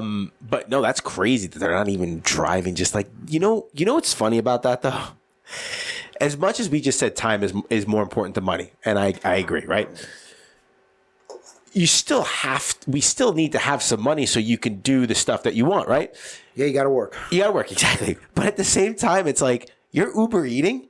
Why not just drive and pick it up? You save $30. You know what? Uber Eats is insane. I know people that will order at work a cup of coffee, say from Dunkin' Donuts or whatever, and they do what's DoorDash. Yeah. I mean, that cup of coffee is like $30. Yeah, what the fuck? What? And now you're claiming that you're broke. Yeah, what the hell? And it's not even worth $30 worth. Like it's not even a $10 cup of coffee. No, it's not. It's a $4 cup of coffee. How if about that. at home? It's 50 cents. I Yeah. make it every day. And it's better Believe me, quality. I can afford it, but I still do 50 cents. I love it because Yeah. I drink it black, and it's good. I look forward to But you that. can pick what beans you want, and the good Hell beans. yeah, It's not man. just over roasted, low quality beans. And Because like you it's mass said, if I production. want to OD on 5 cups, I'll do it. Yeah. It No, won't cost me that yeah. much. And that was only $3. Well, I was talking to someone, and she had drank, so she was getting an Uber home, which is a smart decision. Very smart. But it was so funny. Even Uber's bad because it was at night. But she looks at it, she goes, "Joe, it's 2 miles away, and it's this much." I go, "That's insane." The hike, they just Well, they it's like a virus. They mutate to where it's needed. yeah. And that's what they do, you know. And hey guys, that's another thing you should warn people about. Make sure Uber's who they say they are. Oh, there was this one guy that was kept careful. like. There was this one guy that kept like get asking. sketchy. He was like, "Hey, you guys need an Uber? You guys need an Uber?" I was like, "No, bro, we're good. Just go, get away." And then one guy was like, "Oh, just over there." And I don't even think he gave like an actual bar name. So the guy's like, "Oh, okay, good." Oh, hey, guy get wanted fucked. to take you home? Or Yeah, what? yeah. He just but he was like, "Hey guys, Sit in the back. You'll do like Uber." what Clemenza he did, got and then you'll take care of him, Joe. literally, Yeah. literally. Everyone's like, "Oh," that walked by was like, "Nah, man, I'm good. Nah, man." And I was like, "Dude, what the fuck are you doing, bro? You don't. I don't even know how you would get a client to come into the car with you. You are the most sketchy person in the world, and now you're asking for an Uber, and it's not even an Uber." You know, I'll tell you, I mean, people could be drunk or drugged. Yeah. Or gullible. Oh, you're Uber, blah, blah, and they just go in. And, the I mean, don't gullibleness. think human trafficking is very real.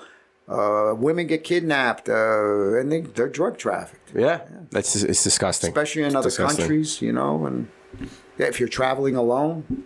Yeah, it could be tough. Those are the ones. Remember the patient you had with the wood chipper and the wife? Yes. Those are the ones who deserve to go in the wood chipper. That was actually a case. He was never. Oh, a case. No, sorry, a case to yeah. solve. Yeah. Yeah, that's right. Yeah, you didn't. He's still he's probably whittling wood in jail now. Yeah. Making a shank so he doesn't get it. Funny. Oh, that's funny as hell. Awesome. Oh, this is fun. Do you have any more questions? No, not right now. No, yeah. I had a lot of fun. Okay, this is good, man. No UFO stuff. You want to do UFO? We can talk into I it. mean, I like. You know what? Here. I'm sorry to interrupt. Yeah. I think we touched on it last time because Yeah. we did touch on UFO. How about this? Yeah.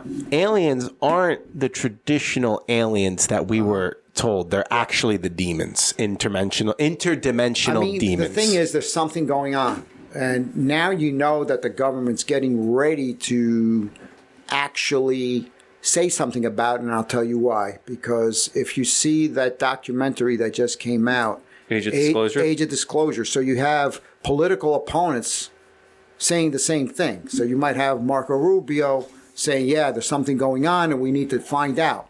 And then on the other side, you have a guy like Schiff saying the same thing. James Clapper saying the same thing. And on the right, that's one issue that they agree on. and they want to know the truth. So they're getting ready to disclose something.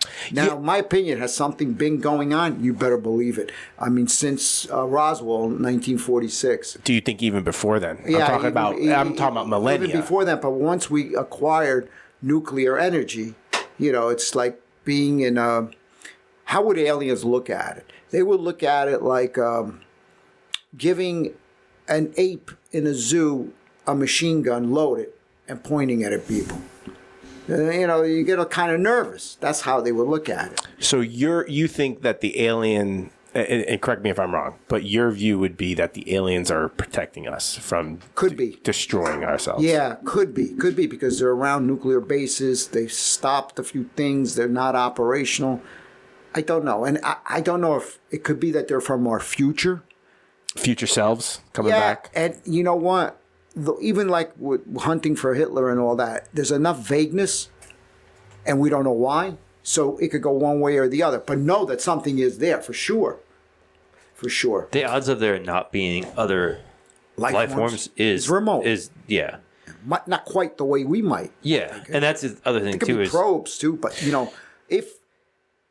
Did you guys ever hear of a guy named Bob Lazar? Yeah, Bob Lazar. Bob Lazar was telling the truth. That guy, I could tell you this as a psychologist, he was not lying. Thank you. I saw him on Joe Rogan, and I'm looking at him. I go, this guy's telling the truth. That has like 100 million views or something. That episode isn't it because the reason why you're saying he's telling the truth is because he never changed the story for 40 years, and you could always tell by his body language that he's telling the truth. Okay, yeah. Now, he's a smart guy. Yeah, is he a little eccentric? Yeah.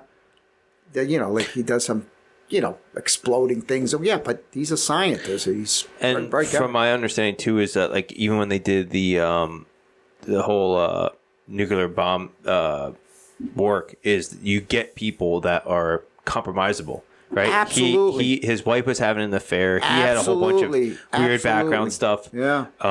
So like that's the perfect profile that you put on someone. Like that's the person they want because if something goes south, they can nix him, and then he can't do anything. And everything that he said, Element 115, the palm reader, everything that he said has come to fruition now. Yeah. So why not? There's something going on there now. Could it be some stuff that we developed and we want to put that out there? So I don't think so, though, because nothing that was flying. Did you ever see the F-14 pilot? Actually, it wasn't an F-14. I guess it was the Super Hornet. But he was flying it. F-18. Fetter. I think that was his name. But anyway, that was back in 2003. Nothing can move like that. Oh, yeah. You're talking about the one where he on the... nothing can move. Was that the Tic Tac one? Yeah. Nothing can move like that. Because your internals. Fravor. Your internals. Hey, let me tell you, that guy's not crazy. Yeah. None of the... See, that with the age of disclosure, if you see the documentary, none of these people are whacked. They're normal people. You're not going to spend 30 years as a Navy pilot and not be all there and make this stuff up. Never. From my understanding too, is a lot of I don't know about in the age of disclosure, but there's a lot of high up military officials that have been reporting on this. Yep. And they're like, and I'm sure there's a lot that haven't reported because they don't want to be labeled as crazy or whatever. Quite frankly, if I had clearance up to that level and I knew something, there was no way I would ever say anything. You couldn't beat it out of me because you never know what could happen. Well, they would come kill you. They might. Yeah. But they don't mind touching family members too. Yeah, they don't give a shit. The government will fucking kill anyone. They don't care. Just shut up about it. Yeah. Well, that's the thing people say is like, well, it would get out. They would keep secret. They can't keep secrets, and it's like, really? They can't? Yeah, they didn't know that B-52 bomber existed until they wanted us to know. Yeah. B-2, right? The B-2, the stealth bomb. But the thing is that if you paint enough bullshit out there, then people it's like the Kennedy assassin. Yeah, you can't make heads or tails of it. They released everything. They did, but the heads or tails, so stuff that could point the finger, they never probably will release ever. Yeah, never. And you put stuff out too, like you want to. And my expression is throw shit at the wall and see what sticks, right? Yes. They're throwing a bunch of shit on the wall on purpose. And pinning it there, and then you don't know it's pinned, just so it all gets murkied water. So that's what I mean. They could do a reverse psychops with UAPs or UFOs. So you think that it's something, and they want you to believe, and it's not. And it's not. Yeah. Well, that was going to go to my next point. Yeah. Do you think that all these different sides now are starting to try to release it because now everyone in the world knows that this whole giant let's call it Ponzi scheme, all the fraud that's coming out, all the corruption that's coming out, and this is a way to like be like, hey, look over here. I mean, look what happened with look what happened with COVID. The whole world got locked down unnecessarily. So it was crazy. Yeah, so it could anything like that could happen. And this is. Next time I do something, we'll go into the anatomy of what constitutes a psyop. Meaning, how could you tell if you're being manipulated? Ooh. Well, how could you tell if you're being manipulated? It's a long... We'll save that for the next one. Okay, all right. I like that. I need to have enough time. Yeah. Okay, hold on. We'll get some notes prepared, too. Wewe're going to have you back on, and that is what I want to talk about next with you, please. The anatomy of a psyop. Yes. Because I think we're living a psyop. Mass manipulation. Yeah. You saw a lot of that during COVID. 100%. Well, when every news channel 100%. says the same thing, regardless of COVID, it was overly apparent that that's what was happening. Not for most people. Some no. Some didn't. They want like sheep to the slaughter. Yeah. But how, like, even if, like, okay, you are seeing this is a mass psyop, it's like, okay, how much of that are they actually lying about, and how much is it true? Is it 10% that's true and 90% is a lie? The government is so compartmentalized that the left hand doesn't always know what the right hand is doing. Mm-hmm. And you could have some good people say, I never knew this. Well, that's same thing with UAPs. They could be like they have Lazar working on one thing, they had me working on another, you working on another, and you working on another. The four shall never meet. Yeah.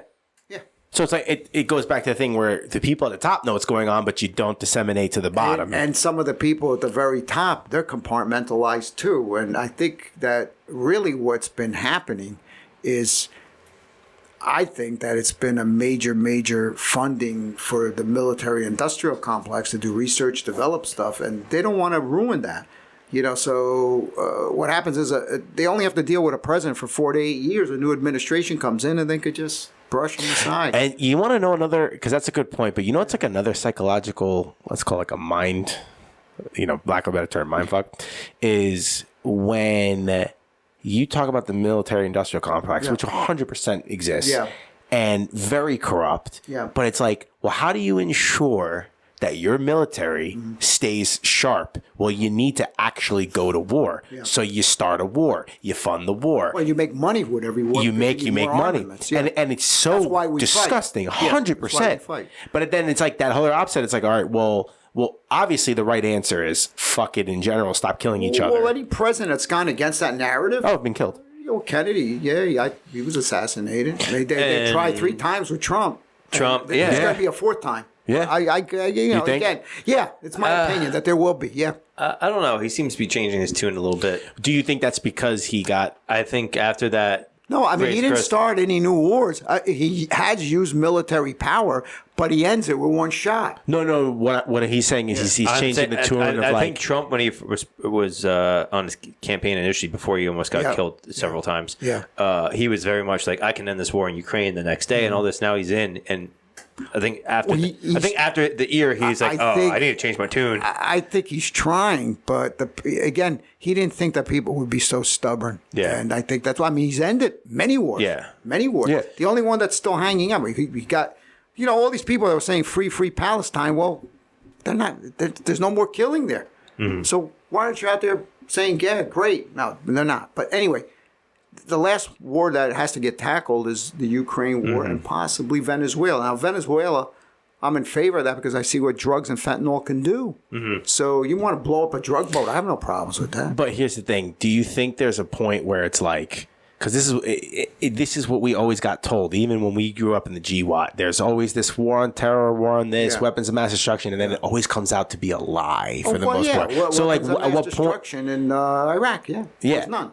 But at the same time, too, with like the drugs, right? Yeah. Sure, so you can blow up the drug boats, but let's be honest, like in the 80s, right, I have no proof of this, but can I sit there and say that the United States government, the one that was fighting the cartels in Colombia, weren't also using those drugs, too, and having that come in? Intelligence agencies, even in Afghanistan, we were growing a lot of the poppies and sprinkling them into Iraq, Iran, on purpose. But if you want to do a real war on drugs, I don't mind seeing the drug boats blown up, even if it's symbolic. I don't think it's symbolic. I think it's a real war, because I've seen families lose so many of their kids, their loved ones, to fentanyl overdoses. Mm-hmm. It's disgusting. My question is though, I don't believe anything at face value that they say. That's right. I don't think them and saying. you shouldn't. With AI and the internet, it's about clickbait. That's all it's about. So, you're going to get to the point where you don't know what to believe. And that's a good point. But here's what I do know. That, again, if somebody gets beamed in the head like that with a bullet and you stand up and you do what he did, I mean, it's not normal to get up right after that. When you get shot at like that, that's not normal behavior. So I think he means business. Yeah. Not perfect, but I'd rather have him than Tim Walz in there. Yeah, Tim Walz. Sugar Walz, Sugar Walz. Sugar Walz. I love that. Like Sheena Easton, you're too young to remember her.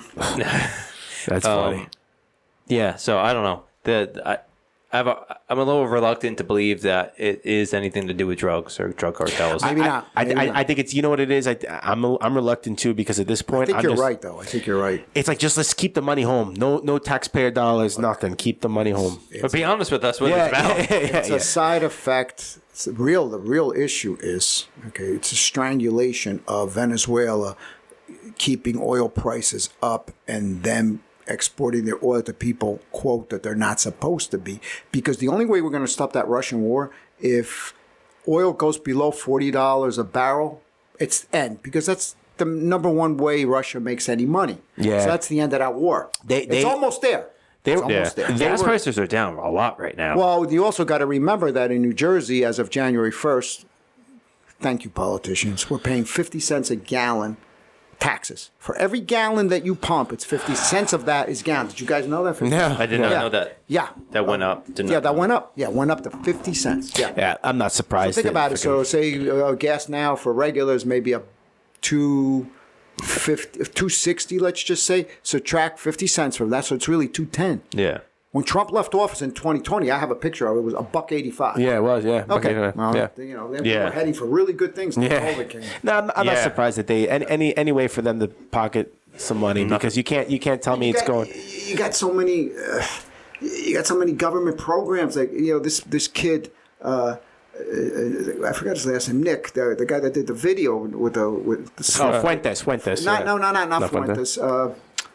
Nick, the guy that did the video with the daycare, the daycare centers. He's just scratching the surface. Oh, They're trying to blame him. That's ridiculous. No, this has been happening all the time. This is why you have to raise taxes on people like us that have to work, that have to go pump gas, that have to do this. That's ridiculous. Yeah, 100%. It's ridiculous. 100%. Yeah. Nick Shirley? Yeah, Shirley. That was his last name. Yep, Shirley. Yep. Had to look it up. Crazy. Yeah. I was going to touch on the rabbit hole of my buddy's looking at buying a new car, and he's like reevaluating all his expenses and how much it's gone up over the last couple of years.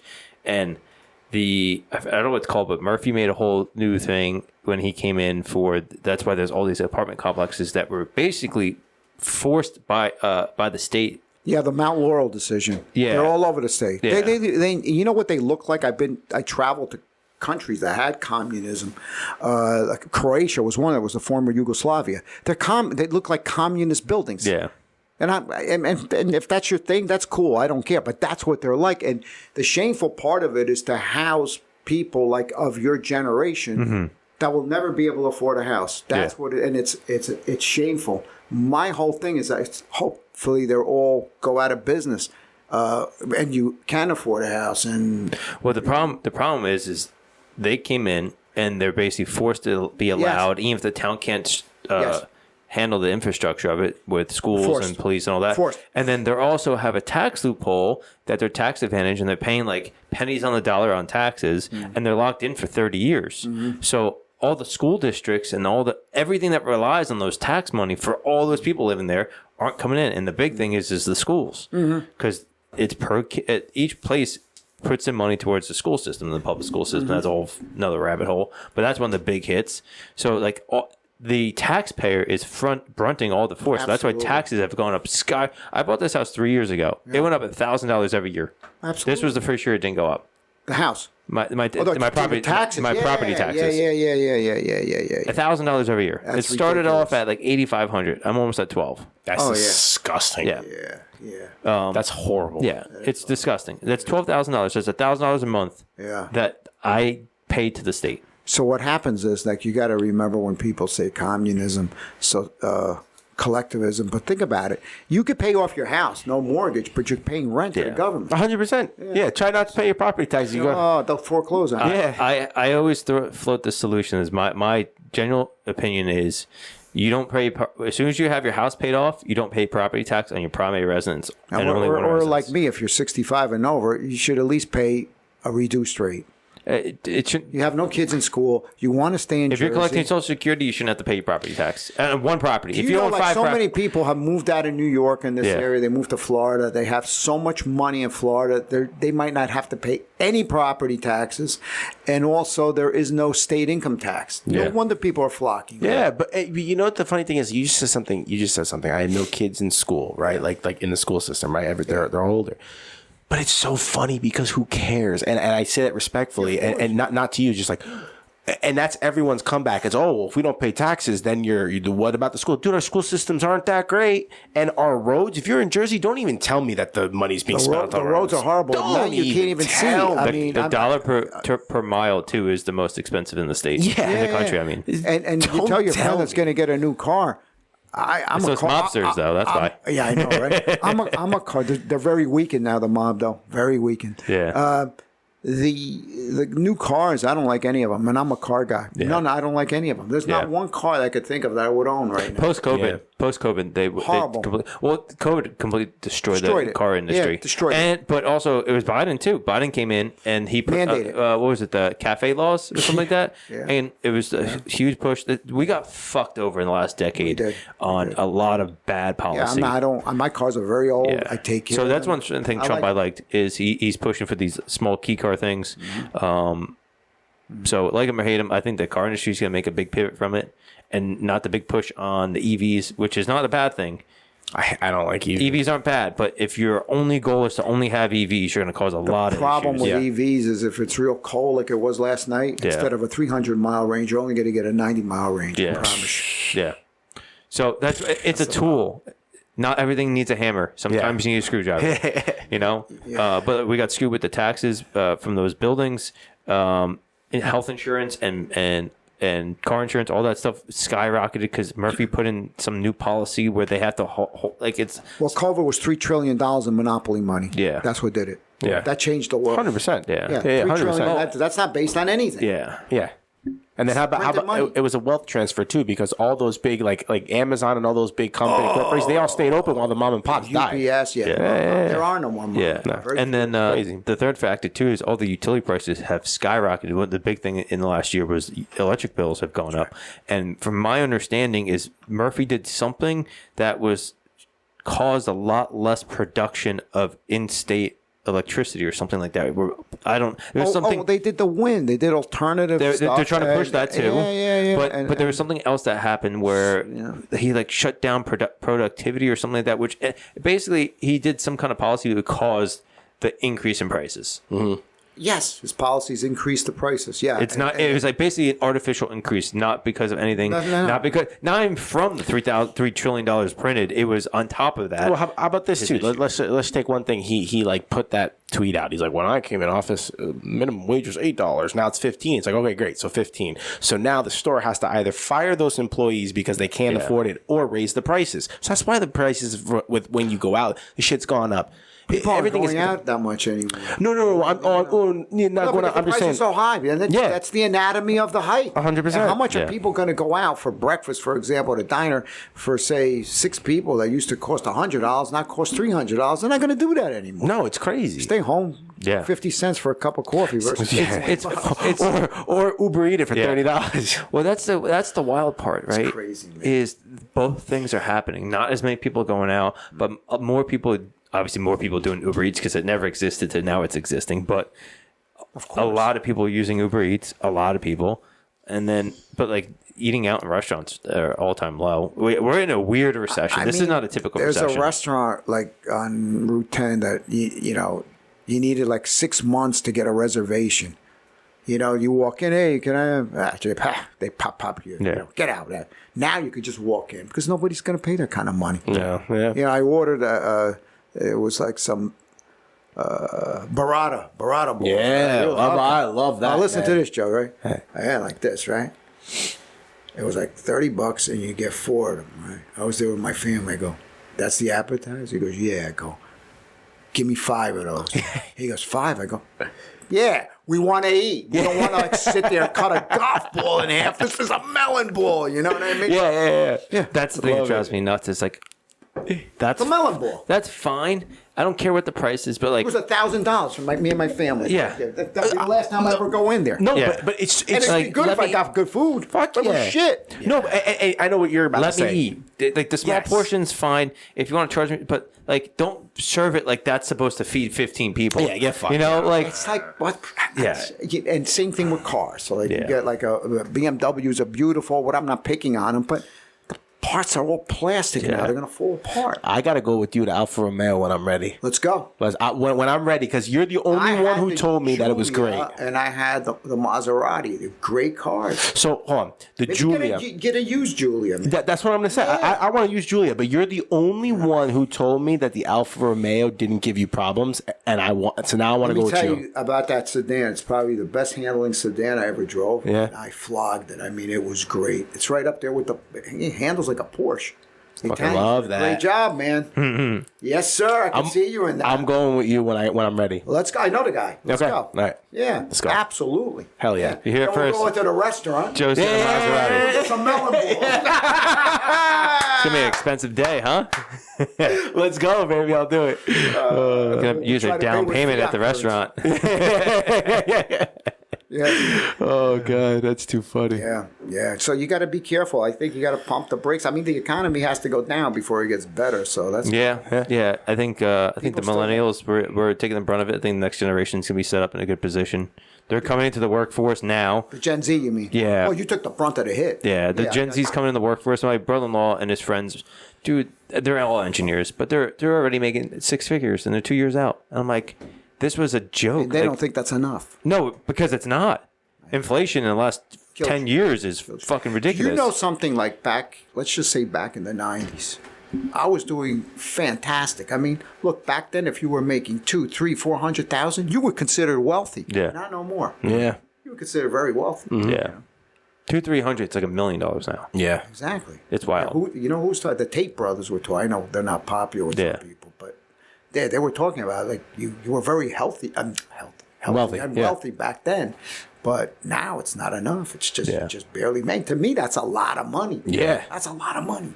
It's fucking Yeah, crazy. It's fun having conversations with people that are like, what is it? We're millennials, and then there's boomers. Is there a generation between those Yeah, two? Gen X. Gen X, yeah. they did very well too. But the boomers, I think, should just kind of Yeah. Well, the Get Gen out of the Xers way. are the ones though. They're still believing that it's the boomer era of things, and it's not. It's not. like I have conversations with a lot of them, and they're like, we make a lot of money. It's like, no, we made a lot of money a decade ago, and it barely's changed. Like salaries have not really gone up with inflation, and it's like you see the expensive. Well, don't spend as much money. So housing prices went up 40%, 100%. We talked about psyops. Yeah. Yeah. Okay. So here's the other psyop: get people to fight with each other. Yeah. Oh yeah. Black versus white, women versus man, straight versus gay, boomer versus millennial, Gen Z versus Gen X. As long as people are fighting at each other's throats, There's never going to be any and conflict politics revolution. is a great example of that. You know, people are just they're deranged with it on both sides. Yeah. You just after a while, you want to just drop the gauntlet and you don't want to fight anymore. For what? Yeah. For what? It's crazy. It is. You just try to. I'll tell you one thing though, in my experience, no matter who's in president, what party's in, there's still opportunities in this country to make some money, and you still have that shot. Don't Hell be yeah. afraid to take shots with your own business. Do a side hustle. You could do quite well. Hell yeah. It's the simplest ideas that make the most money. Hell yeah. Yeah. Love that. The key word though is the simplest of ideas. Doesn't need. Some people make it too complicated. Oh, and it won't work. Yeah. It's got to be very simple. yeah. Not every place can be. Cheesecake Factory that has a big ass booklet of menus. Most Yeah, restaurants, too big. you gotta have a small menu. This is a diner. Too big. You know? Folks, it's almost just like, two guys that have a show that talk with a really cool doctor over here. Love it. Like and subscribe. Anyway, no, but yeah, it's true. You're definitely in control of your own destiny. And we had our friend Sam on last week, and he preached the same thing when he got himself from an addict to now a business owner, a husband. It happens. He's got it. I mean, anybody that doesn't, they don't know their own skills. And that's, I got to tell you, that the fighting doesn't help anybody, because at the end of the day, we all have a common ground somewhere. Okay. Yeah. And we're prevented from reaching it. So I love that. And I think the big thing is the difference between fighting and having conversations. That's right. You know, like we can have the boomer versus the Gen X versus millennials and the Z's and all that. It's the same We shit. can have the conversation like, well, this is kind of messed up. Yeah, but this is messed up and whatever. And then it's like, no, you did this. Like, whatever. Stop fighting. Yeah, what's the Have solution? conversations. What do you want Yeah. let's make a deal. Yeah. It's not, Like, it's I not want just to help. I want to help you. Yeah. I want to help your generation. You guys help me just by being around young people and not listening to people's arthritis, all their ailments. yeah. I might as well shoot myself right now. Well, you know what's also good about having you on here is because if you look at, I mean, I've looked at it, the data, it's mostly on this show 18 to 35. Yeah. So I like that you have that outreach for them. Yeah, so that's good. Man, you need to get. I mean, it'd be good. See, even with my generation, they have such. I was out with friends last night, some relatives, but they're looking at life through the prism of their age, through those glasses. So, somebody's saying, "Oh, AI will never work. They'll never." I said, "Yeah, but what are you comparing it to?" "Oh, they said that we'd have spaceships there." And I said, "Okay, when was that predicted?" "Oh, in the late 60s." "Okay, late 60s. You didn't have microchips then." Yeah. You didn't. We weren't able to back engineer it with Lazar till then. Now we got. So then he goes, "Oh, I never thought of that." Yes, it was another guy's looking at it through his eyes now as far as dating. "Oh, my son's this." I go, wait a minute, dude. How old's your son? 32. I go, think back then if you were going, how would you react then? He goes, "Oh, shit, you're right." Yeah. Okay? But he's not 70 friggin' years old. He's 32. Yeah. What was your life like back then? Think about that. Then maybe you could understand where he's at. Where he's coming from. Yeah. I think the big the key takeaway there is like you got to put yourself in other people's shoes. Everything's not through only your lens. There's a lot of other perspectives out there. Interesting. And be supportive. If you can't say anything positive or realistic, actually. Constructive. Just don't say anything. Don't criticize anybody where you put them down. You could criticize some of their actions and say, this is the way it happened to me, and you could get out of it, because we all make mistakes. We all make a ton of mistakes. I made them, you made them, everybody makes them. But we do a lot of good stuff too. Mm-hmm. And you don't want anybody, to kind of smash up your dreams or kind of stifle what you want to do. It's not worth it. It could be done. Look, you're doing great with the show. You stuck with it. That's great. I love it. I appreciate that. Yeah, absolutely. Thank you. It's not going anywhere. It's stay right here. Stay right. Yeah, I like it. Two stubborn Italians. We ain't going nowhere. nowhere. We're not going nowhere, man. Let's look around, and you go. Yeah, for sure. Too. 100%. No, 100. And you look. Let's be honest. Right now, we're having fun, and I don't want to say this, and people look at the view count, be like, "This guy's fucking talking about being a leader against 40 people an episode." So okay, whatever. So what? Yeah. But like you said before, even if it's something as having a show, speaking your mind, having other people on to speak their mind, and not being afraid to say what you speak. That's all that this freaking society needs. That's what the world needs. Just a conversation. But if we could reach one person out there by what we said, that's great. That's great. And I don't even have to know about it. You don't even have to know about it. We don't need any accolades. But if we could better society, and that's the way it is. Maybe people change a perspective. Sometimes that's all it takes. Yep. Think about your jiu-jitsu training, right? You think somebody's got you, they're bigger than you, and you use their own weight against them. And all of a sudden you reverse it. Yeah. See? Yeah. That's what life's like a jiu-jitsu, like a Brazilian jiu-jitsu match. Yeah. We use that analogy so much, but it's true. Yeah, it's true. It really is. I've seen it with my son. It's really helped him. Kind of, made him a man, made him tougher. Yeah. For sure. Yeah, Paul's tough. Paul's a tough role. Paul's tough. Yeah. But like we talked about before when we were talking about your karate and upbringing, it's the structure, it's the discipline, it's putting in the hard work and dedication within a direction too. Back into the one person that you were dealing with who came out of prison and started the Junk hauling. Came out, he did junk hauling. Yeah. Great And that business. guy, Great business. The channeling in the direction of constructiveness, but like it's that hard work and That's real work. learning how to hire people. Yeah, run it. and like the jiu-jitsu analogy is learning how to in stressful situations manage it, deal with it, and not just cave to it and get stuck. Like, all right, let's find the direction that we need to move to get out of this. Yeah, it helps. It helps. The discipline helps. Everything helps. Yeah, for sure. Love that. Good stuff. It's always a great conversation with you, man. Always. Always. Great. I love it. The psychology behind everything. Yeah. Going deep. Somewhat. You got to keep it in the head. Yeah, but you also keep it. I like the position you take. The position you take is very calculated, right? Because you have your opinions. You have what you think. You have what's fact from your experience. Then you have your opinions. But the word choices, the usage is very calculated. I was picking up on that. I've been accused of being pragmatically calculated. Yeah. Take 3-4 moves ahead of where I want to be. That's sometimes what it takes. Yeah. In a good way. 100%. Now, the skills that I have, could I turn them and do something really bad? Absolutely. Yeah. I choose not to because I have a higher guiding light. So 100%. In another world, you're probably the lead mob boss. Yeah.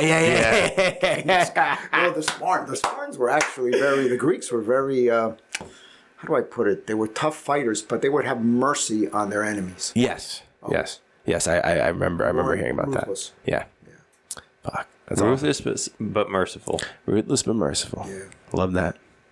Awesome. Well, I think we'll wrap it up here because next time we're going to talk about PSYOPs. Yes. Yeah, that would be good. That'd be great. You know why? Because as November, this election's going to be big. You're going to get full of PSYOPs. Yeah, for sure. There's called distractions, black swan events, all this shit that's going to go down. Something's going to happen. Just be prepared for it. It always does. Always. Well, thank you for coming back on. Gentlemen, thank you. Thank you for having me. Absolutely. It was our pleasure. It's our pleasure. Folks, you got a lot from this too. Absolutely. Subscribe and save. Yes, let's fucking go. You heard it here from the doctor.